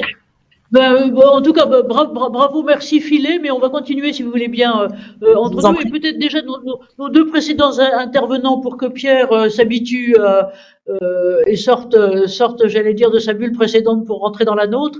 De votre côté, encore une fois, sur ces enjeux qui sont à la fois des enjeux de vieillissement, de durabilité, de tout ce qu'on veut, à la fois Anaïs et Baptiste, comment vous, je veux dire, à la fois par vos métiers, mais aussi plus globalement, j'allais dire, avec votre expérience d'ergonome et de professionnel sur toutes ces questions, comment vous voyez les choses, comment vous voyez les évolutions et les perspectives. Anaïs peut-être, et puis Baptiste après. Je pense qu'effectivement, c'est ce qu'on disait, quand on peut supprimer un problème à la source, on le supprime et du coup, l'humain, il va pas être impacté. Aujourd'hui, on a des métiers où le savoir-faire et la main de l'humain, elle est primordiale. On a un vieillissement de la population et entre le vieillissement de la population aussi et la féminisation, des métiers, on se rend compte que sur ces métiers où on a besoin de l'intervention humaine, il faut trouver des solutions. Maintenant, la question, c'est quelle est la peut-être si je peux me permettre de vous interrompre, Anaïs, deux secondes justement en focus femme, parce que pour l'instant, on a parlé, j'allais dire, tout genre confondu. Là, cette fois-ci, c'est pas pour dire, mais pensons un peu à nous. Et donc, puisque vous, en plus, dans votre entreprise, je crois que vous êtes 60% de femmes. Pardon pour les messieurs ici présents, hein, on n'est pas du tout sexiste. On est pour l'égalité chez Japé et du coup, effectivement, on est même à un peu plus de 60% de femmes pour rétablir l'équité, l'équilibre. En fait, c'est ça. Aujourd'hui, en fait, quand ça a commencé, l'exosquelette, il était majoritairement destiné à des postes très physiques de l'industrie et qui étaient des postes majoritairement masculins. Du coup, les exosquelettes, ils ont beaucoup été développés pour des hommes, pour des morphologies masculines et globalement souvent par des hommes. Et en fait, on se rend compte que le corps d'une femme et le corps d'un homme, c'est pas exactement les mêmes. Et aujourd'hui, on se doit d'avoir des solutions qui sont aussi bien implémentables sur un homme que sur une femme, peu importe qu'il ait 30 ans ou 55 ans. L'exosquelette, il doit pouvoir être adapté à tout le monde pour que, peu importe la personne sur le besoin qui a été ciblé et qui nécessite un dispositif d'assistance physique, l'exosquelette, il puisse être adapté à l'opérateur ou à l'opératrice. D'accord. Merci. Donc, importance de cette question à creuser, encore une fois, et notamment sur les métiers dits féminins ou au contraire les métiers masculins qui ont besoin de se féminiser parce que ils trouvent pas. Baptiste, à vous, et puis après, Pierre, ça sera un peu votre regard d'arrivant, mais depuis longtemps tombé dans la marmite sur ces évolutions-là et sur voilà. Donc, Baptiste, vous sur les questions encore une fois d'usure et j'allais dire d'enjeux un peu stratégiques pour les entreprises. Alors, moi, pour peut-être rajouter un sujet complémentaire par rapport à tout ça, malheureusement, les personnes qui arrivent à 55, 60 ans, 62 ans et qui sont proches de la retraite, malheureusement pour elles, le travail les a déjà très souvent cassés. Donc, on essaye, je dirais, de préserver ce qui peut encore être préservé. Pour nous, je dirais aujourd'hui, dans le cadre des nouvelles technologies, dans le cadre des accompagnements qu'on peut mettre en œuvre avec nos partenaires, c'est comment on implique les travailleurs, et notamment les jeunes travailleurs, les nouveaux travailleurs, ceux qui sont finalement les forces vives d'aujourd'hui et de demain, et ceux qui vont devoir rester en poste pendant 25, 30, 40 ans, 45 ans. Donc on a un gros travail aussi qui est mené par nous et avec nos partenaires sur comment est-ce que ces nouveaux embauchés, ces jeunes qui rentrent dans les entreprises, on les sensibilise à ces questions de préservation du capital, à ces questions de prévention, à ces questions de prendre soin de soi pour durer, pour pouvoir maintenir un niveau, je dirais, de santé et de performance tout au long d'une carrière qui va s'avérer longue. Donc c'est aussi un enjeu fort et un enjeu stratégique aujourd'hui de prendre soin des plus jeunes, de partager les bonnes pratiques, de partager les expériences, de partager les stratégices de préservation qu'ont acquis les plus anciens aux plus jeunes, et d'utiliser la nouvelle technologie pour aussi, je dirais, rendre ces sujets qui sont pas forcément rigolos un peu plus ludiques, et pour faire en sorte qu'on véhicule des messages forts auprès de ces jeunes pour réussir à les préserver, à faire en sorte que ce soit des forces vives pour un certain nombre d'années. Merci Baptiste de cet éclairage qui est tout à fait intéressant et qui est une approche, j'allais dire, générationnelle. C'est-à-dire qu'en gros, vous prenez, alors c'est marrant parce que on a la semaine prochaine, par parenthèse, en interne au CERN, un club interactif exactement là-dessus, c'est qui est comment intégrer ou voir, considérer à la fois la génération Z, les nouveaux, ceux qui rentrent, ont pas en plus les mêmes attitudes au travail, et puis les older workers, les plus vieux, qu'il faut effectivement maintenant avec à la fois la pénurie de main-d'œuvre générale, la loi retraite et autres, globalement pouvoir intégrer. Oui, merci à vous. Alors après, ben voilà, Pierre, on a encore combien de temps? On a très exactement 8 minutes, 9 minutes, donc ça va. Vous n'avez pas droit à 9 minutes complètes parce qu'on voudrait aussi passer la parole à qui a envie dans la salle. Vous Pierre, alors donc Pierre, juste pour vous citer, vous aussi, vous l'avez connu, vous étiez encore doctorant, je crois, vous n'avez pas encore terminé vos études et vous avez créé donc cette structure Movency, justement vous étiez, je crois, tout à l'heure en train de pitcher, donc ben voilà, il faut bien effectivement de temps en temps monter en puissance et vous êtes en train de monter en puissance. Donc la question globale était justement sur ces questions de capteurs, de data, d'exosquelettes, d'intégration de nouvelles technologies, d'assistance physique. Comment vous avez vu évoluer les choses, à la fois les demandes, les possibilités, j'allais dire, du côté de la technologie, mais aussi les demandes des entreprises ou autres activités. Encore une fois, moi, par exemple, les activités de soins nous intéressent moultement. Vous m'entendez ? On vous entend très bien. Super. Merci beaucoup et désolé du retard. J'avais un impératif avant. Vaste question et moi je pourrais peut-être reprendre un petit peu mon expérience personnelle parce qu'avant d'embrasser la carrière de chercheur puis d'entrepreneur, j'ai voulu être ergonome et lors de ma formation, en gros, j'étais dans une entreprise qui avait besoin de quantifier le risque de TMS et la grosse problématique que j'avais, c'était qu'en gros, j'avais accès aux outils de laboratoire, donc des systèmes assez lourds, assez compliqués à mettre en place, ou des outils où il fallait que je fasse tout manuellement. Et en fait, c'est de là qu'est venue l'idée de Movency, c'était de se dire il faut trouver un compromis entre la précision de mesure et la facilité d'usage, d'avoir quelque chose qui puisse être aussi bien valide par rapport aux données qui sont fournies, tout en ayant quelque chose de simple à utiliser. Donc moi, c'est cette évolution-là que j'ai vue, de mon prisme bien sûr, c'est de rendre l'acquisition de mesures, l'acquisition de données, via des mesures les moins invasives possibles pour pour les différentes industries. Nous, on est breton à l'origine, donc on a pas mal de clients dans l'agroalimentaire. Dans l'agroalimentaire, on a des problématiques de pays qui peuvent être importantes, et donc il faut être capable de pouvoir proposer des solutions qui rendent l'acquisition de données importante. Et moi, j'ai vraiment vu cette évolution-là sur la capacité à rendre la donnée utilisable et après, dans un second temps, rendre aussi la donnée ludique. Et là, je rejoins totalement Baptiste sur le besoin de rendre la donnée ludique et compréhensible pour pouvoir impliquer les premiers concernés qui sont les opérateurs, de pouvoir aussi exprimer comment les stratégies de préservation des plus anciens peuvent être par la suite capitalisées pour les plus jeunes et de façon visuelle, compréhensible par tout le monde. Donc c'est vraiment dans cette évolution-là, moi je l'ai vraiment vu par ce prisme-là. Et là maintenant, plus récemment, ça va être de comment on va utiliser ces données-là pour faire du un peu plus secteurisé, pour pouvoir essayer de trouver des différences entre les différents secteurs d'activité, parce que qu'on travaille dans un secteur ou dans un autre, les données et le risque inhérent va pas être le même. On va être sur des risques pouvant être de différentes natures et de différentes natures de risques. Et pour ça, ce qui va être important, ça va être de pouvoir spécialiser en fonction aussi de l'activité réelle qui est réalisée par. Et ça, les données peuvent nous le donner sans mauvais jeu de mots.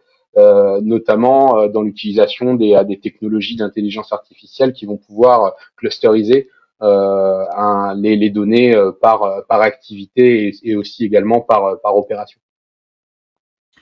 Merci Pierre, merci de cet éclairage. Et on voit bien effectivement une très forte poussée pour ce besoin, autour de ce besoin d'objectivation de données et d'acquisition et de métriques de ce côté-là. Alors, on va arriver vers notre conclusion. Je ne sais pas si notre Nicolas Vignac, que je vous annonçais, que je connais pas très bien, mais que je crois vous connaissez, vous êtes plein à connaître tout ça, tout un tas. Pierre, je crois qu'il était à votre jury de thèse. Lionel, tu le connais aussi. Voilà. Nous, on s'est rencontrés dans d'autres lieux à la Défense. Mais voilà, vous êtes branché innovation, si on peut dire, à la fois comme professeur et autres. Et sur ce qu'était notre problématique d'aujourd'hui, que vous agissez un peu aujourd'hui pour nous, enfin dans notre environnement, vous, quel est votre regard justement sur cette évolution, éventuellement sur cette accélération des besoins et de l'objectivité de ce côté-là? Oui, bonjour à toutes, vous m'entendez bien? On vous entend parfaitement. Ok, je vais tâcher d'être synthétique puisque je crois qu'il ne reste plus énormément de temps. Ouais.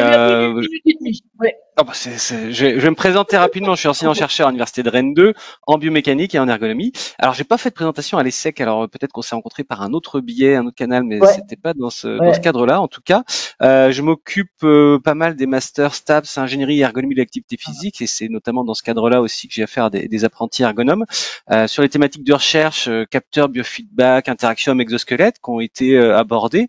Bon, il faut savoir, ce sera un petit point rapide, mais que voilà, la méthodologie scientifique peut vraiment éclairer, aider l'ensemble des démarches qui ont été évoquées ici, que je trouve très intéressantes et qui vont dans le bon sens. Et c'est vrai qu'on a parlé notamment de données subjectives, objectives. Et en ce qui concerne la donnée objective, bon, c'est important qu'elle soit validée scientifiquement. Hein, c'est notamment un travail qu'on mène avec l'entreprise Moten, mais on travaille également avec Ergo Santé. Donc c'est simplement pour montrer que les universitaires sont aussi capables d'aller sur le terrain et d'apporter cette expérience méthodologique sur le terrain.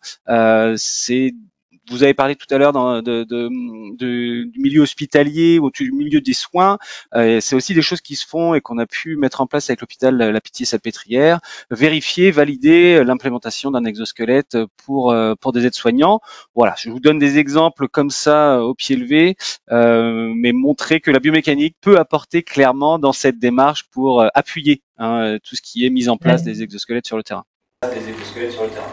Merci à vous, Nicolas, parce que effectivement, moi ce qui me frappe aussi, c'est de voir à quel point quelques-uns, parce qu'ils ne sont pas tous pratiques, si je peux me permettre, quelques-uns des laboratoires universitaires sont d'un apport de plus en plus accéléré, sont de plus en plus demandés d'un certain côté par un écosystème qui n'est pas que professionnel, mais qui s'appuie beaucoup sur la recherche-action.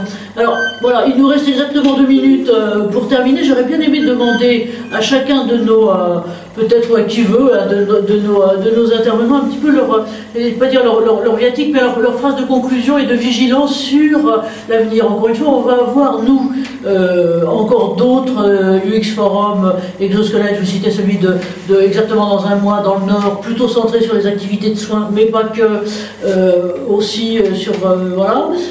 Voilà, vous sur à la fois ces questions de mesures, de dispositifs d'assistance physique au sens large ou autre, voilà, quels sont vos conseils, vos orientations, vos envies. Marianne ? Je suis sûre que ça va tomber sur moi. Alors du coup, moi je dirais que dans le futur, de toute façon, et c'est une problématique qu'on a de plus en plus, c'est que il y a de plus en plus de pratiques qui se créent en prévention ou au niveau des exosquelettes, etc., autour de la technologie. Et en fait, là, le sujet qui va se poser, c'est l'encadrement de ces pratiques-là, qui sont déjà en route, hein, avec, on voit des normes exosquelettes qui sont en route, on voit des tests qui sont faits, petit clin d'œil à Lionel. On voit plein de travaux qui sont faits actuellement pour comprendre comment ça fonctionne et pour encadrer ce genre de nouvelles pratiques qui mêlent technologie, prévention et santé. Et les gros sujets, ça va être l'accumulation des données. Comment est-ce qu'on gère ça au niveau entreprise? Qu'est-ce que ça donne? Est-ce qu'on peut aller plus loin? Est-ce que du coup on sort de la prévention, on rentre dans la santé? Est-ce qu'il y a des seuils qui peuvent être mis en place? Est-ce qu'il y a des réglementations qui sont nécessaires? Enfin voilà, il y a plein de choses qui vont arriver dans les années à venir sur ces sujets-là. à mon sens, sur ces sujets-là. Avec une question qui va au-delà finalement du management de l'innovation et qui est vraiment la question je veux dire, à la fois de la compréhension et du management de toutes ces données. Merci, merci Marianne. Coraline, un mot, Lionel, qui veut prendre? Allez-y, le premier qui saute sur le micro a gagné. On ne sait pas quoi, mais il a gagné. Je veux simplement dire, c'est que là, effectivement, je rejoins pour le coup Baptiste, tout le travail que l'on mène en collaboration entre concepteurs, entreprises utilisatrices, etc., ce sera vraiment pour construire l'avenir de nos plus jeunes et on verra vraiment le résultat et l'impact sur les futures générations. Donc moi, j'ai hâte d'être dans 40 ans de carrière pour voir un petit peu tout ce qu'on aura pu mener tous ensemble et les impacts positifs qu'on arrivera à sortir de tout ça, quoi. Merci Coraline. Un peu le même message que Nicolas, l'importance de ce tissu collaboratif pour faire progresser les choses. Baptiste, vous qui veut? Allez Lionel, à toi. Alors, pas dans 40 ans, parce que dans 40 ans, je serai plus là. Mais non, en fait, c'est vrai que ça évolue beaucoup. Et c'est vrai que les nouvelles technos nous permettent d'imaginer des moyens de mesure, des systèmes d'assistance dont on ne pouvait pas imaginer il y a 20 ans que ça existait. Il y a 30 ans qu'on a démarré, on n'avait pas tout ça. Et je trouve que c'est génial parce que ça nous offre une meilleure compréhension du travail et ça nous offre des solutions qui permettent d'aider les gens à travailler. Donc, il faut qu'on continue à s'engouffrer dans cette voie-là, de manière, comme disait je ne sais plus trop qui, de manière complètement cadrée, de façon à ce qu'on puisse vraiment avoir un vrai résultat et pour nos agents qui travaillent au quotidien, en fait, tout simplement. Super, merci de la synthèse. Baptiste. Alors, pour réagir rapidement, moi j'ai une conviction depuis que je suis rentré sur le marché du travail en tant qu'ergonome, c'est que la donnée est une des clés pour pouvoir être efficace dans le domaine de la prévention, que ce soit en données d'entrée ou en données de sortie, en indicateurs ou quoi que ce soit. Et aujourd'hui, je pense que les nouvelles technologies, quelles qu'elles soient, sont un vrai moyen de finalement pouvoir manager, driver de la data pour augmenter l'efficacité. Donc finalement, tous les gens qui sont autour de la table aujourd'hui, que ce soit les concepteurs, les utilisateurs et autres, ont un vrai rôle à jouer dans cette démarche-là. Et je suis persuadé que dans 10 ans, on aura vu des très belles améliorations de ces technologies-là au service, encore une fois, de la préservation de la santé des collaborateurs. Merci Baptiste. Anaïs. Et puis après, mon président, le mot de la fin quand même. Ouais, je pense que tout le monde a bien résumé. Hein. C'est la donnée, c'est ce qui permet d'être cohérent et efficace. Il y a la question aussi de la gestion de ces données qui, si on parle de santé au travail, est-ce que ce sont des données de santé? Comment sont paramétrées, gérées ces données de santé? Comment est-ce qu'on fait pour que ces données de santé soient aussi pertinentes pour les opérateurs que pour les entreprises? Il y a des gros enjeux maintenant là qui vont tourner autour de la data maintenant. Et en fait, on remarque que quel que soit le moment de sa vie, au final, la donnée, ça reste la clé pour avancer et savoir comment est-ce qu'on peut améliorer les choses. Ouais, on est en train de tourner tous, merci, hein, on est en train de tourner tous data unanimiste. Hein, et donc, c'est vrai qu'il y a 2 ans, quand on commençait là-dessus, on disait, bon, et tout ça c'est vaguement nébuleux et ça sera pour beaucoup plus tard. En fait, c'est pour tout de suite et c'est même, j'allais dire, quasiment pour cet après-midi ou pour ce soir. Alors, mon cher président, maintenant Jacques Bouvet, donc le noble président du cercle, bien entendu. Merci à vous tous pour les différents points de vue que vous avez représentés, qui donnent une vision globale de l'ensemble de la filière, tout à fait, optimiste quant au potentiel que vous représentez et aux pistes qui peuvent se déclencher par la collaboration, la coopération et la compréhension. Donc un grand bravo. Et puis, peut-être une piste pour l'avenir, c'est que vous avez tous des accroches avec des expériences étrangères, par la concurrence, par la recherche, par tout ça.